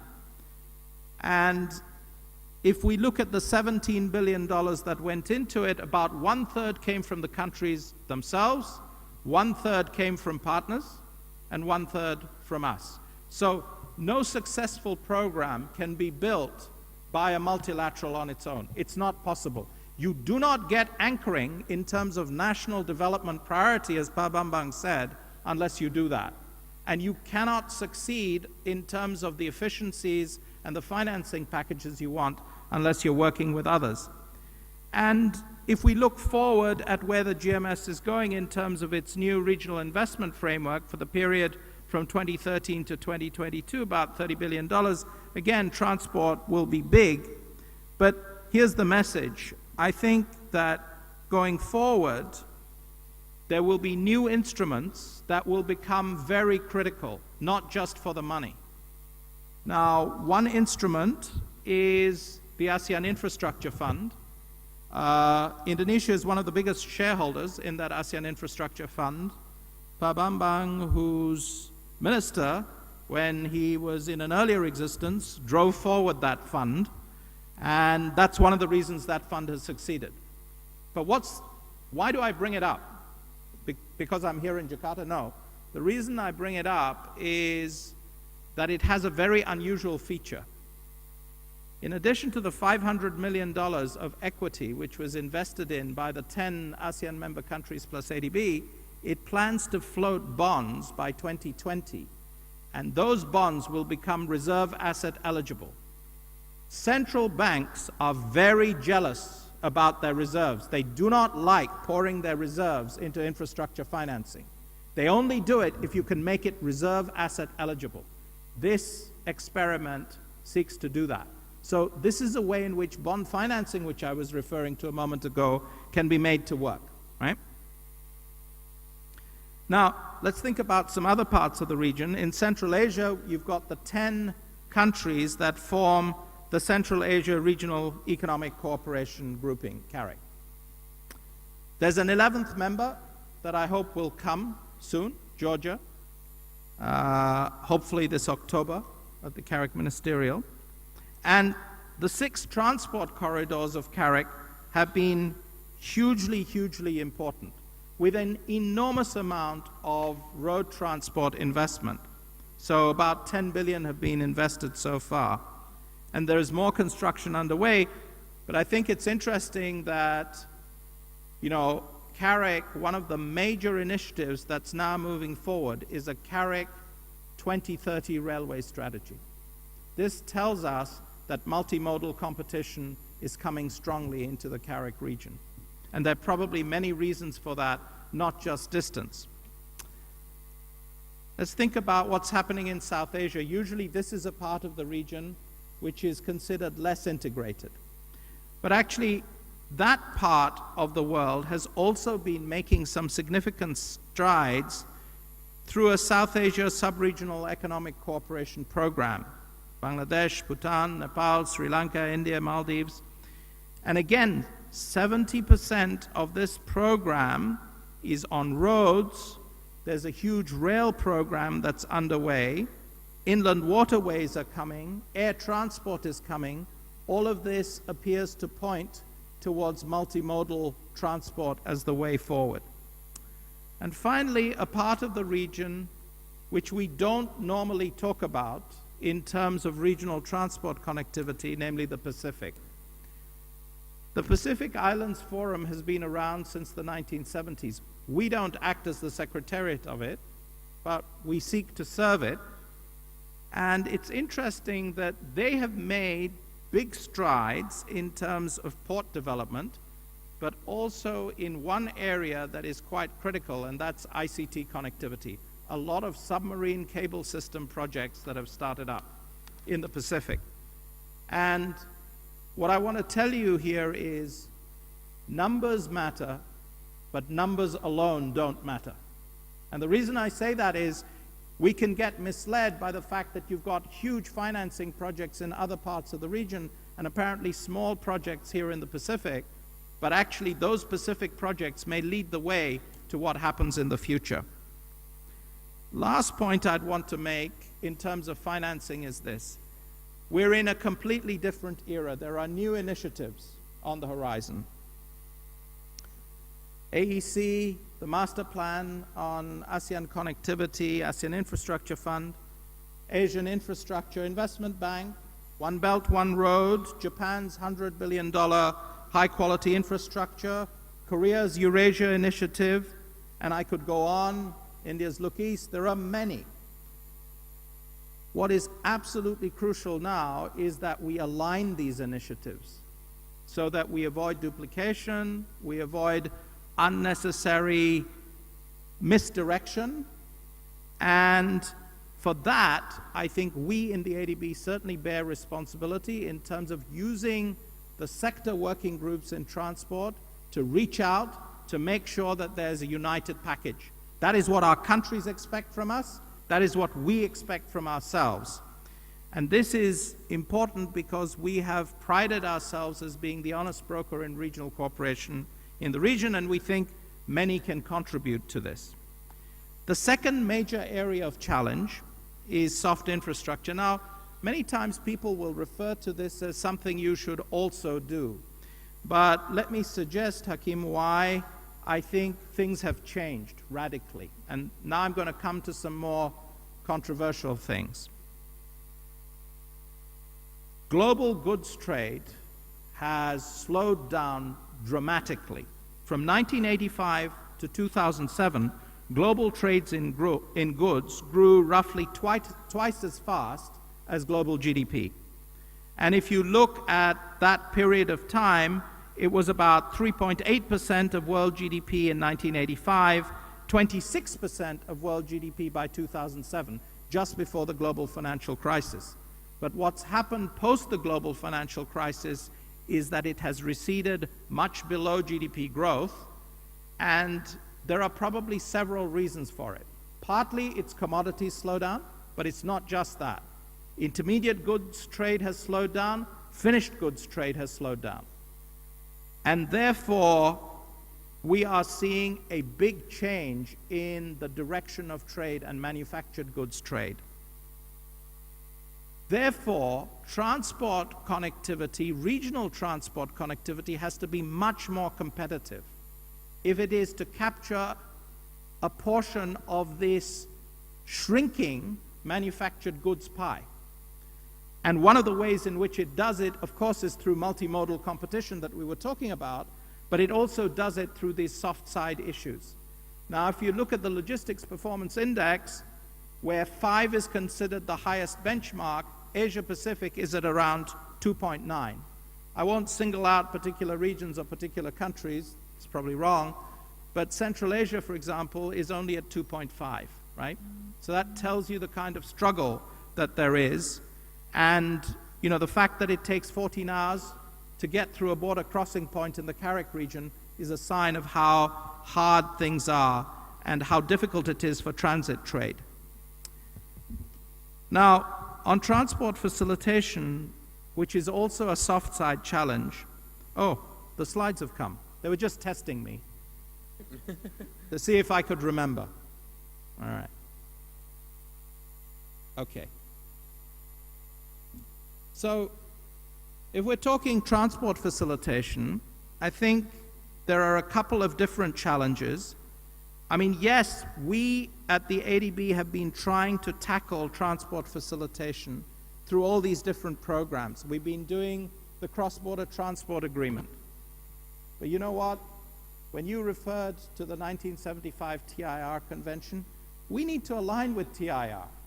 We can't go off in different directions. That doesn't make sense. Yes, we had a cross-border transport agreement that was benchmarked at its time, but now it's time to align with the best standards. So that's part of the challenge that we face. Yes, we've been very serious about the interoperability of gauges. We have big problems on that amongst the GMS countries, and we set up a GMS Railways Association in an effort to deal with it. There are major institutional issues, though, with regard to railways. Frankly, it's not just a matter of interoperability. Often, railway institutions are inefficient, and they need change. It's not just a question of the infrastructure investment. That is why bond financing as an instrument becomes important, because bond investors can come in alongside multilaterals and create those institutional efficiencies. That's what we would argue for. Finally, motor vehicles agreements are great, and we're doing them in South Asia. But, you know, if you look at exchanges of traffic rights, very dangerous for me to talk about exchanges of traffic rights when IRU is on the stage. But, you know, exchanges of traffic rights means you have some countries that are left-hand side, other countries that are right-hand side drive. You want the truck to go through, it can't go through because of the which hand side drive it is. Well, even if you have an agreement, implementing and executing that agreement is sometimes incredibly difficult. So we need to pay attention to these things. But it's becoming urgent. Okay, I won't spend too much time on trade facilitation because I've tackled it already. Yeah, the ADB is doing many trade facilitation programs. It's doing them with others, including Japan, Australia, many partners. We have corridor performance monitoring and measurement systems which look at time cost distance modeling across a route. We look at bottlenecks at border crossing points, as has been said before, in terms of time release surveys. And we have regional projects like the Regional Improving Border Services Project in Karak, which had investments in Kyrgyz and Tajikistan, in Pakistan, and now this year in Mongolia to try and improve these things. But notwithstanding that, this remains a major area of challenge. And the reason why it's so difficult is that it's not just about customs. It's about many other agencies, including sanitary and phytosanitary agencies, and you have to coordinate at the border. Not easy, as our friend from ECHO was saying. Okay, transport safety, 60% of road accident deaths are coming from Asia, so there's still a huge amount of work to be done there. Let's turn to the third area of challenge. Now, I said that manufacturing goods trade had slowed, but the area of trade that's growing exponentially by comparison, is digital trade. From the work that we have done, from the work that we have reviewed of others, a report that we did for WTO last year, the McKinsey's Digital Globalization Report of this year, it's clear that it grew 45 times between 2005 and 2015, and the expected growth by 2020 is another 9 times. That's how quick internet digital trade is growing. So if you're only talking transport without communications, you miss the plot. There's no point having transport connectivity programs that are only on traditional transport. Please don't get me wrong, I don't want to be misinterpreted. Roads, trucks, airports, ports, rail, these are all important, but you cannot do it without doing this other bit. This other bit has become hugely important. Now, I think the last thing I would say on these other challenges is this. You've had a seminar on climate change. I mean, it's an irreversible point now. I think we've gone past the tipping point. We have to move towards sustainable transport. Rail can make big strides there. I feel, you know, slightly hesitant to say this. I know I'll have a friend on that side and maybe less of a friend on this side the moment I say it. But the fact is, rail will come as a major sustainable transport initiative. We're seeing Maersk and other shipping companies drop in terms of their container traffic. That's what's happening on manufactured goods trade, and they have large carbon footprint as well. So these are issues we have to tackle.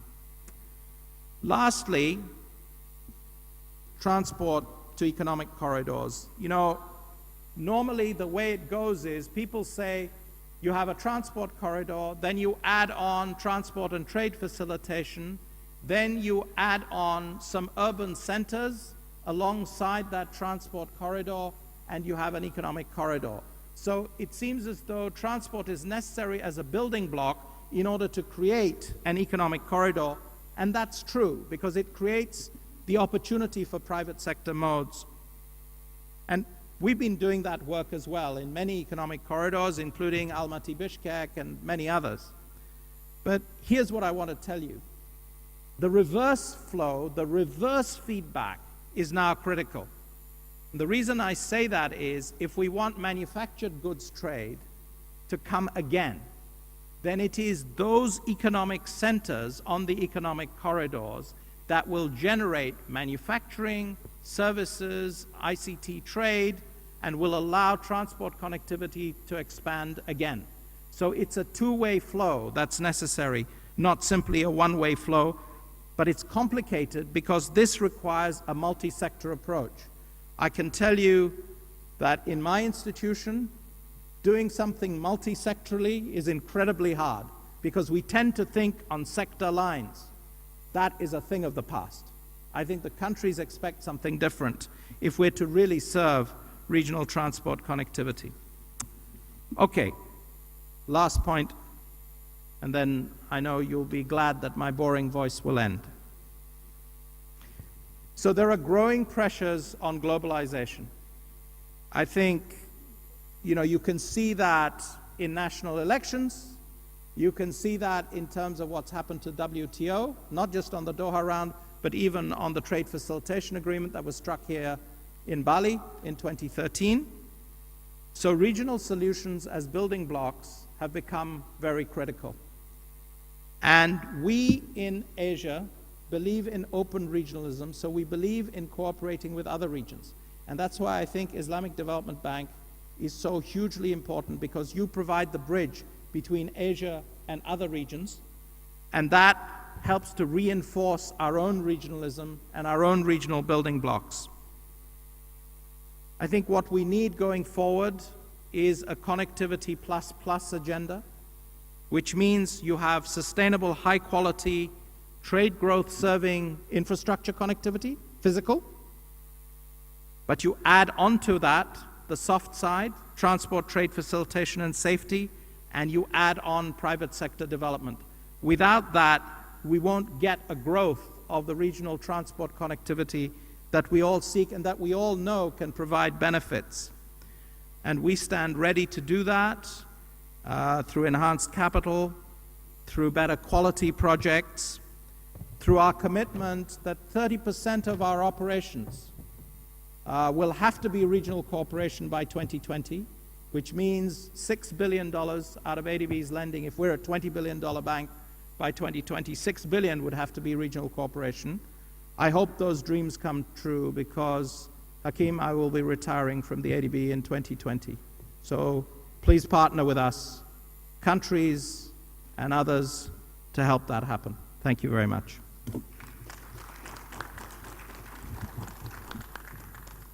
Arjun, thank you very much. This is really a massive perspective from Asian Development Bank into Asia and regional cooperation to promote integration through infrastructure investment.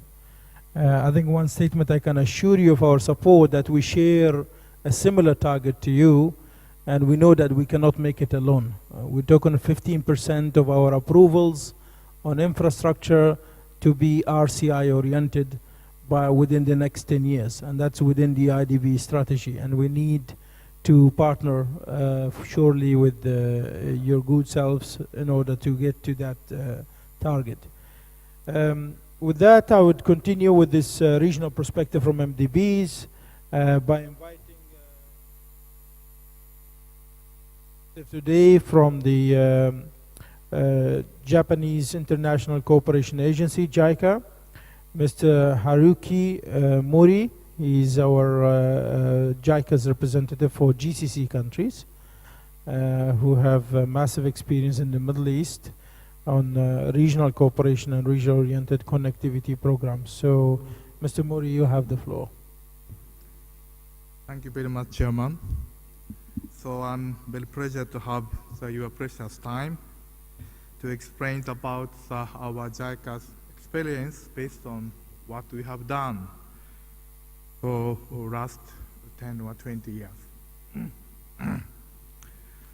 And Mr. Arjun Goswami from ADB explained that the importance of the economic corridor just from the transportation infrastructure to economic corridor is important. So my presentation is about what is the economic corridor approach.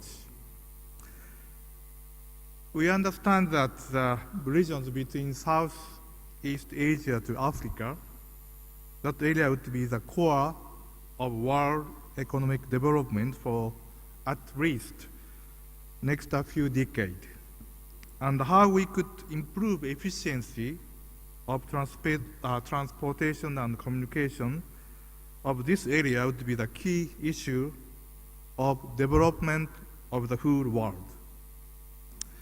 So we wish to collaborate with all the countries and agencies in order to promote more dynamic investment in integrated approach of corridor development. So this first picture is about this area from Asia and Arab world and Africa, and some corridor program that JICA have devoted for last 10 years.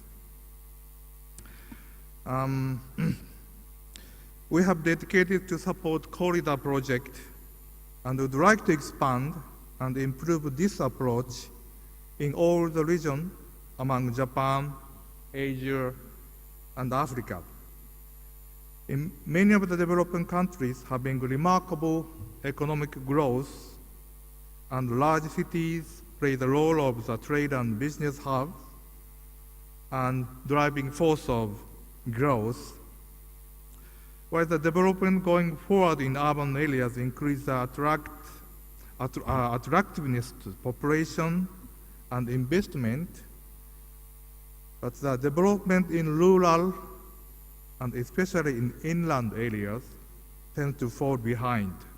As a result, acceleration of over-concentration in large cities, and which cause disordered expansion of economic inefficiency and widen regional disparities.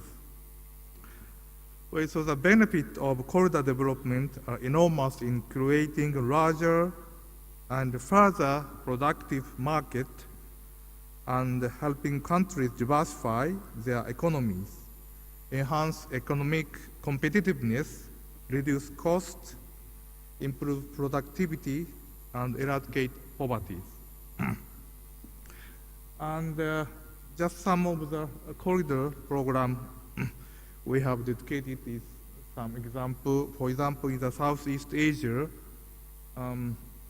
East-West Economic Corridor, Southern Economic Corridor, and Maritime Asian Corridor, and institutional connectivity for economic corridor. And actually our corridor approach is starting from Southeast Asia, and now we are more discussion in South Asia and Africa, and also the Central Asia is a big issue, how we could develop the more efficient corridor approach. So there are several corridor approach we are now promoting. And this is just brief the concept of our corridor development approach. And one of the key is to formulate the master plans. Master plan has long-term development vision, looking to the regional economy 20 to 30 years ahead with multi-sectorial and wide area perspectives beyond the boundaries of nation and regions. It comprehensively designs corridor infrastructure development, transportation, energy, communication, logistics, and trade. And those are the foundation of economic activities, as well as the industrial development strategy in agriculture, mining, commercial, and industrial sectors, etc. And also, introduction of the participatory approach is encouraged in planning to promote social sector development, such as medical care, public health, education, and environmental and social impact assessment are also carefully considered and integrated into the plan. And there is an example of the component of infrastructure and industry development and social sector development. So this picture is conceptualize the corridor development. The corridor is not just the connecting A to B, something more activities between A and B. So especially the landlocked countries connect with corridor via intra-regional value creation to global market through the port or actual transportation road, railway, and the marine. So it should develop the growth belt, not the line, the belt that is important between landlocked country to the port. And that belt, concept of the belt increase the economic activities. And also the multimodal transportation infrastructure is the point. We should materialize the efficient multimodal transportation, and which should attract private companies' investment. So for example, we should care not the theoretical, but actual transportation time and cost, and the rules and regulation that should be coordinated with neighboring countries, regional institutions. That's quite important. And efficiency of operation, the port and inland container port, custom, quarantine, and also maintenance of upgraded infrastructure should be cared, and private sector's expectation, possibility of participation, that all that kind of the issue should be considered. Just for example, about the case of the Africas. Let us take a look at the cost and days of export and import. In the top rank is Singapore, while top 10, Africa, landlocked Africa, Asia. And the red letters is about Africa, and especially the landlocked countries in Africa. Time to export, for example, is 40 days. And cost to export per container is 3,000 US dollars. that is quite huge. So it is very difficult for manufacturer to import or export at competitive price with this situation in the Africa. And this is also the example of the Africa, Mombasa and Dar es Salaam, waiting time at major port, 20 days, 25 days.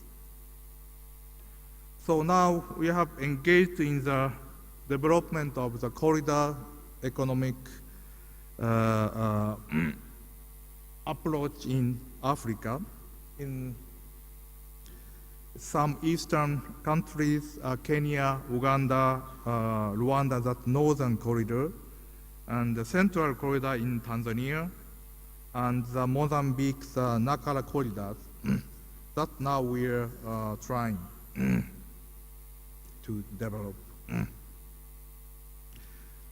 And this some more explain about the one-stop border post. That is how we could improve and shorten the time and cost at the borders.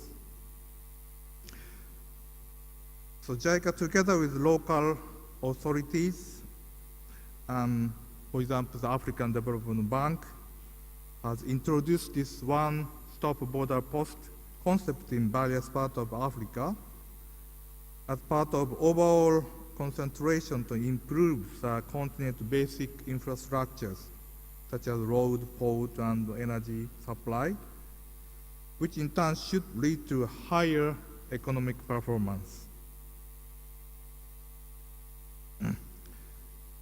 And also, we have developed and assisted the custom capacity building of the custom officer, but also the importance is the central part of the ministry to improve the custom procedures. And that also JICA is assisting in by technical assistance program. And this is some example of that corridor approach in Africa. In the northern corridor, we call that from Mombasa to Kampala and the Kigali. And firstly, we have developed the master plan in Mombasa, economic special zone, and then make a master plan in the logistics in this northern route. But also, parallelly, we have developed the Mombasa area's master plan, economic master plan. And this is some the picture about the image and the integration of corridor approach. And finally, just summarize this my presentation and conclusion. So, addition to transportation infrastructure, industry and the social sector plan should be integrated and harmonized. And the second one is just Mr. Bambam explained in the case of the ASEAN, and actually the JICA, ASEAN, and ADB has developed in the ASEAN areas corridor approach. So, addition to physical connectivity, institutional connectivity, and people-to-people connectivity should be improved. And of course, that's a final one, the regional coordination between the countries and also the development agency is vital for formulating the common rules and systems. And this kind of the point, we, JICA, would like to cooperate with other agencies, IDB, ADB, other international agencies and countries to improve the efficiency of transportation and communication of the region. Thank you very much.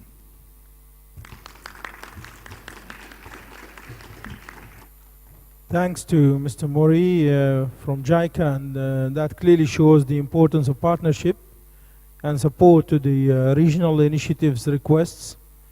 In continuation of pursuing the roles of MDBs and regional partners, we'd like to invite two colleagues to have a joint presentation from the Islamic Development Bank. I think they will start with Brother Ahmed Qabbani from Transport Division of our Infrastructure Department, followed by Brother Muhammad Mirzai from the Cooperation and Integration Department. Now, since I have the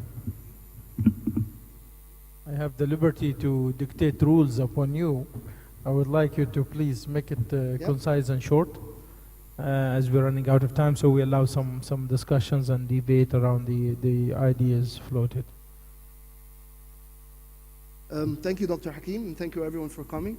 It's actually a bit difficult to be speaking last after everything has been said, especially our colleague from ADB. I mean, it's remarkable the coherence and how alike the presentations are. Yours, of course, was much more extensive. What I'll try to do here is just give everyone an overview, very, very quick overview, since we're going last, of what IDB has been doing in this area of regional integration and transport regional corridors. So I'll start with just a very, very brief background about the IDB member countries. Now we have actually 57 member countries with 1.7 billion people. However, these 23% of world population only produce 11% of the world GDP. Now there are many, many reasons for that. However, the main barrier against this changing is actually infrastructure. Now, just to give you a very, very quick overview, our member countries actually have a very poor transport infrastructure. For example, in road length per 1,000 people, our member countries have 2.5 kilometers for every 1,000 people compared to about 15.5 kilometers for developed economies. The road density, for example, is about 126 kilometers for 1,000 square kilometers. In developed countries, it goes up to 480 kilometers per 1,000 square kilometers. And so on and so forth. Same with railway, same for railway density, and of course, same even for maritime transport. So if anything, this gives you an indication of what we've been requested to contribute to at the South-South Multilateral Development Bank. So most of our contribution, as you would guess, as you would think, has been, as our countries requested, focused on basic infrastructure. Have hard components, basic infrastructure. Now, our strategic plan, historically, over the past 40 years, were aimed at addressing this economic development challenges in our member countries through this hard infrastructure. We have been focusing on basic services sector, rural development, may it be energy or accessibility or clean water supply, and basically bridging this gap to basic services. Now, again, a very quick overview. Over the past 40 years, we have been growing rapidly, and so have been our infrastructure operations. Now, the first 33 years of IDB being in business, we financed $13 billion worth of infrastructure projects. Now, over the past 2 years, 2014, 2015 only, we've financed $8.4 billion. So as you can see, there's a massive increase in our operational size, and this has been mainly focused on hard infrastructure. Now, our infrastructure focus, transport focus has evolved. As I said originally, we're focused generally on, yes, international transport corridors, trans-Saharan highways, corridors, I'll show a bit more in a second, and general roads, railways, airports, and rural networks. So it has been classical focus. Now, we've been evolving, as our colleague from ADB and our colleague from RU has said. We've evolved. The world around us has evolved. We're starting to understand more, learning from operations, learning how our member countries are maybe not benefiting as much from these hard infrastructure.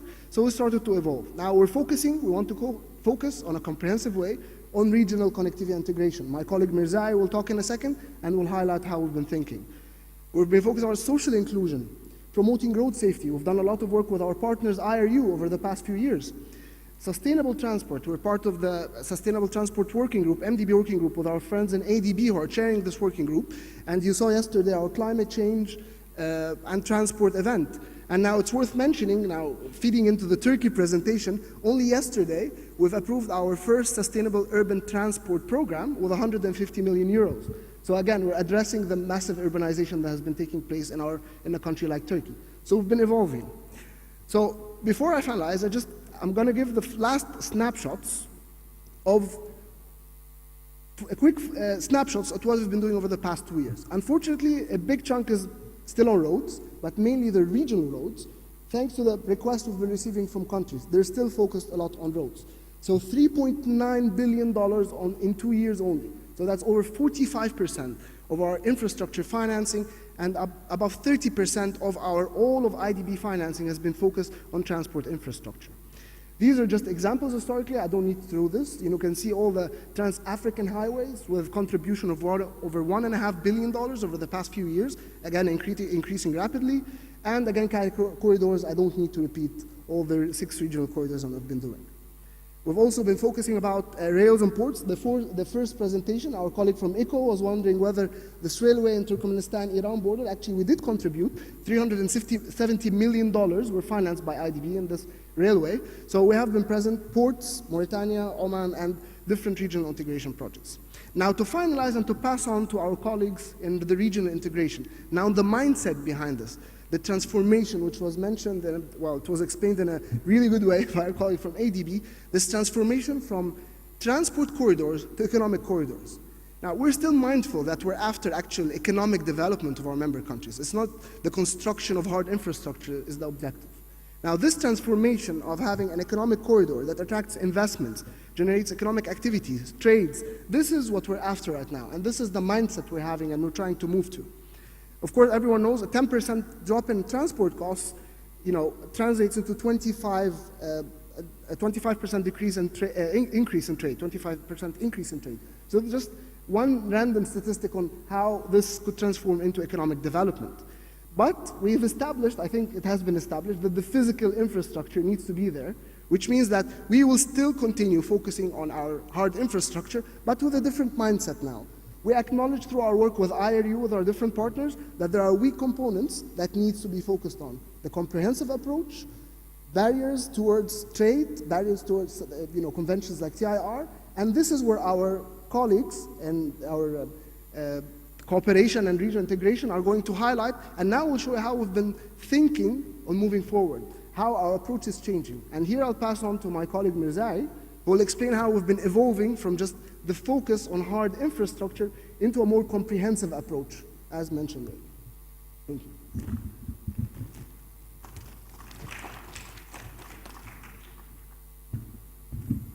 Thank you very much, Brother Ahmed. Actually, I will just shed a light on, this is the last presentation of our seminar. I will shed just a light on IDB 10-year strategy and what we are going to do within the 10-year strategy, how's the approach of the bank.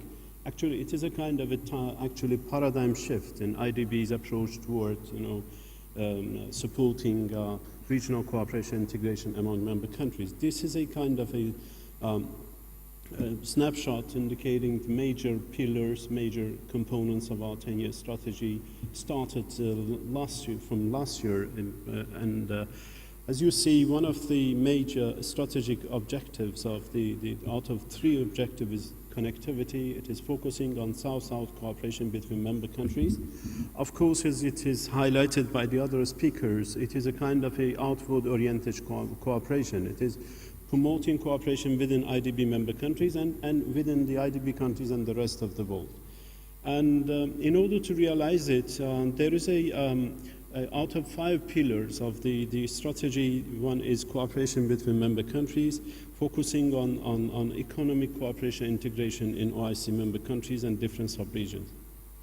This is actually a kind of a paradigm shift in IDB's activities. Those who are familiar with IDB's operations, you know that we had in the past a lot of interventions, operations in different parts of the world supporting regional cooperation integration, but there was no solid sort of strategy and policy supporting IDB activities as an upstream document, supporting, guiding IDB activities in the field of transport, regional connectivity, transport, energy connectivity among member countries. Here, the change is really serious. We are going to move from a country-focused strategy, which is being followed up by under our member country partnership strategies, to a regional level planning. It is we are going to move from country level to regional level planning. And then from hard infrastructure, which was traditionally focused on hard infrastructure, now the bank is moving to contribute to facilitation of trade, facilitation of transport, corridor development initiative. So it is a kind of a move and transition from hard to soft infrastructure in the region. I just want to introduce how we are going to, to align our, project cycle and our planning cycle with this 10-year strategy in support of regional cooperation integration. We have a 10-year IDB Vision 2020 and 10-year strategy aiming actually out of main pillars, as I explained, to support regional cooperation integration. Based on the upstream documents that we are now in the process of preparation of IDB's RCI strategy, we are learning from the experiences of Asian Development Bank and other sister institutions like African Development Bank. And the regional cooperation integration strategy is being translated to sub-regional programs. So just tomorrow we are going to have a first sub-regional program for Central Asia. It's a special program for Central Asia.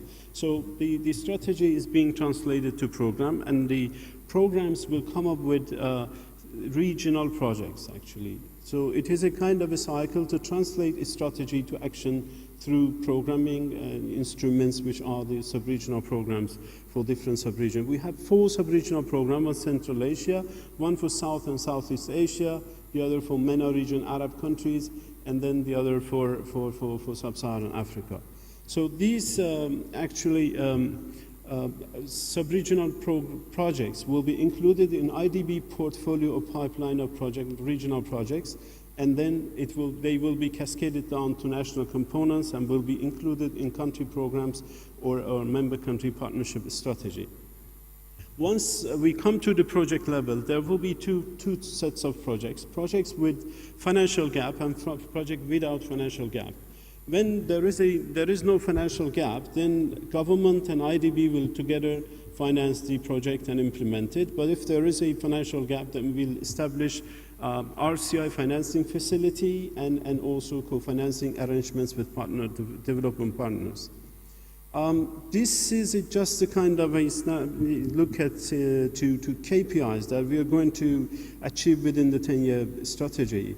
According to our 10-year strategy, actually, we are going to develop, the main pillars are increasing trade, investment, and regional connectivity and activation of trade corridors in different sub-regions. Within the RCI strategy, there are some certain KPIs, actually performance indicators, particularly allocation of 15% of IDB actually approvals to regional cooperation integration in the next 10 years, which will be about $7 billion.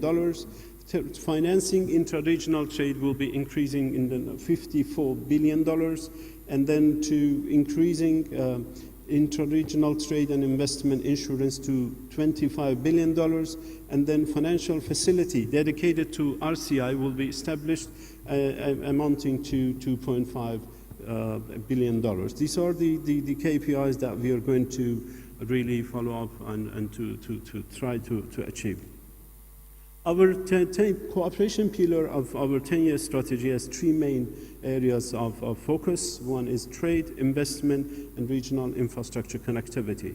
Of course, regional infrastructure connectivity has 2 major components. One is development of network infrastructure. Here we are talking about infrastructure mainly, and through identification of OIC or IDB road, rail infrastructure maps and designing of the maps and identification of missing links and developing projects to fill those gaps. So in order to do this, we have already started a GIS database, transport GIS database, in a digital environment. The geo-mapping of road, railway, and maritime transport has already been started. We have covered 11 countries under pilot project, data collected, and the GIS database is established. We are also, when we are developing the network maps, we identify missing links and then, start preparing projects, pipeline project profiles, brief project profiles and making up our pipeline for investment in network. The other initiative is identification of trade corridors in different sub-regions in Asia and Africa and MENA region. Here we are talking about mainly on the soft side of the issue. Transport corridor development initiatives of IDB is mainly being handled, actually handled by business community. We have developed a kind of a model to involve business community, business freight forwarders, private sector, together with trade side to develop a kind of a regional corridor management mechanism to have the corridors managed and monitored at transnational level. So this is about GIS database that you can see the first samples of our GIS database. This is for Central Asia and South Asia regions. We are doing it with the yellow, red ones are the network of internationally important railway network, and the yellow ones are the projects defined by the member countries to upgrade their network. So this enables the bank to come up with a kind of investment plan for upgrading the regional transport network. This is about the corridor development initiatives, and actually the last slide, I don't want to go further, is the actually monitoring the regional developments and connectivity developments in different sub-regions. For example, in Asia, we have Asian Development Bank, we have ESCAP, UNEC, ECHO, and the others. GIS system that we have developed, we will create some layers for each institution to monitor the regional cooperation initiatives in different sub-regions. So with this, I just, because of the time constraints and there is a meeting after hours, I skip this a few slides. The recommendation that we want to really to make in this meeting is to really to establish a kind of a coordination platform. In different sub-regions, we have development banks, regional organizations, development partners, working, in parallel to develop, connectivity among member countries. But what IDB is, as a kind of a flagship initiative, is developing, is to establish a kind of a platform with participation of development partners and regional cooperation organizations to harmonize and coordinate their policies and activities actually in this area. For this purpose, tomorrow we will have the first IDB consultative forum with regional cooperation organizations with participation of over 15 regional organizations from Africa, Asia, and Middle East. So with this, I come to the end of my presentation. Thank you very much, Mr.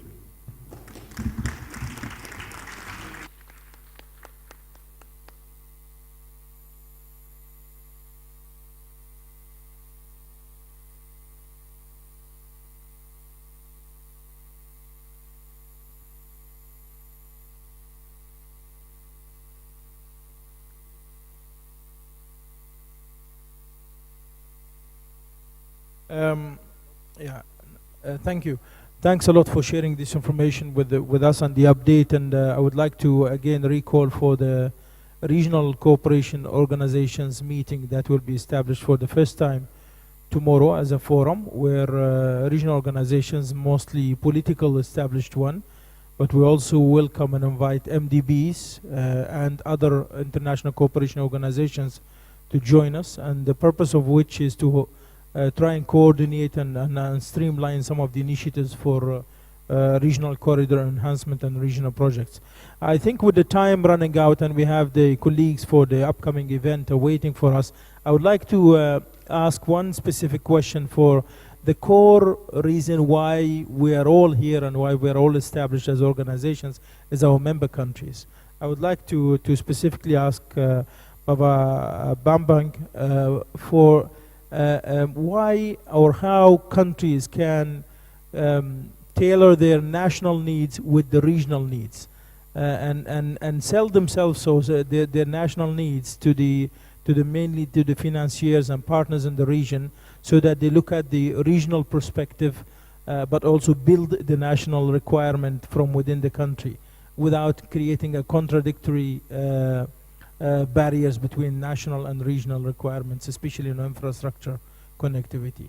We need to learn from experience of Indonesia of how the national plan and the requirements add up to the regional requirements and also make it attractive to the regional partners. Thank you, Hakim. Yeah, what I have explained to you that we have a lot of potential project in Indonesia, you know, and then my president vision that we are going to build the infrastructure through the country. You know that we have a problem how to reduce logistic costs, you know, because there is disparity of price in that one.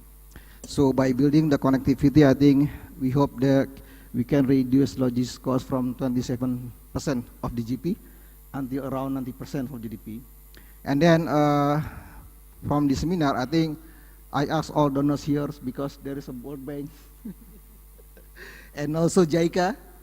You don't lose the high-speed train anymore, right? And also IDB, please sit together, you know. What is actually program you are going to support for Indonesia, you know? Because it is impossible for you to go for the same place, you know.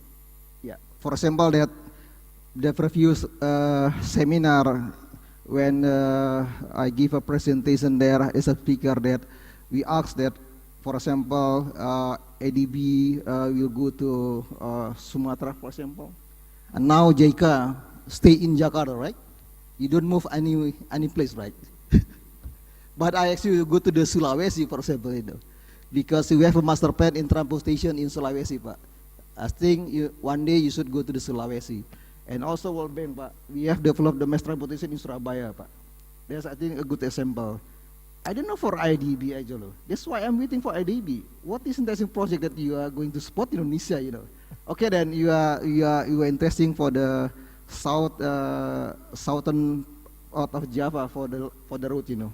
We call it Pansela, you know. I think we're coming up with more interest on the maritime corridor establishment, and that will directly benefit Indonesia's priorities. I think. Yeah.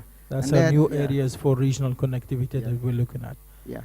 Now I'm really obliged to end up and close the session. We started a bit late, and colleagues for the next session, like to just maybe wrap up with some keywords for regional connectivity and corridor enhancement.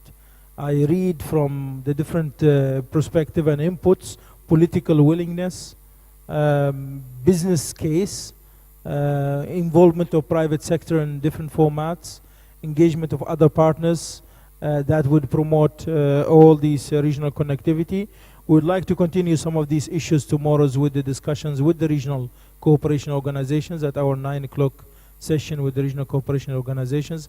I'd like to thank all of you again, from Asian Development Bank, JICA, ECO, from Indonesia Ministry of Planning and Development, from the Turkish Railway Authority and International Road and Transport Union, and colleagues from the Islamic Development Bank for joining us today, and wish you all the best, and we will share with you, inshallah, the outcome of this session. Thank you very much, and thanks to all audiences for following up the discussions with us. Thank you.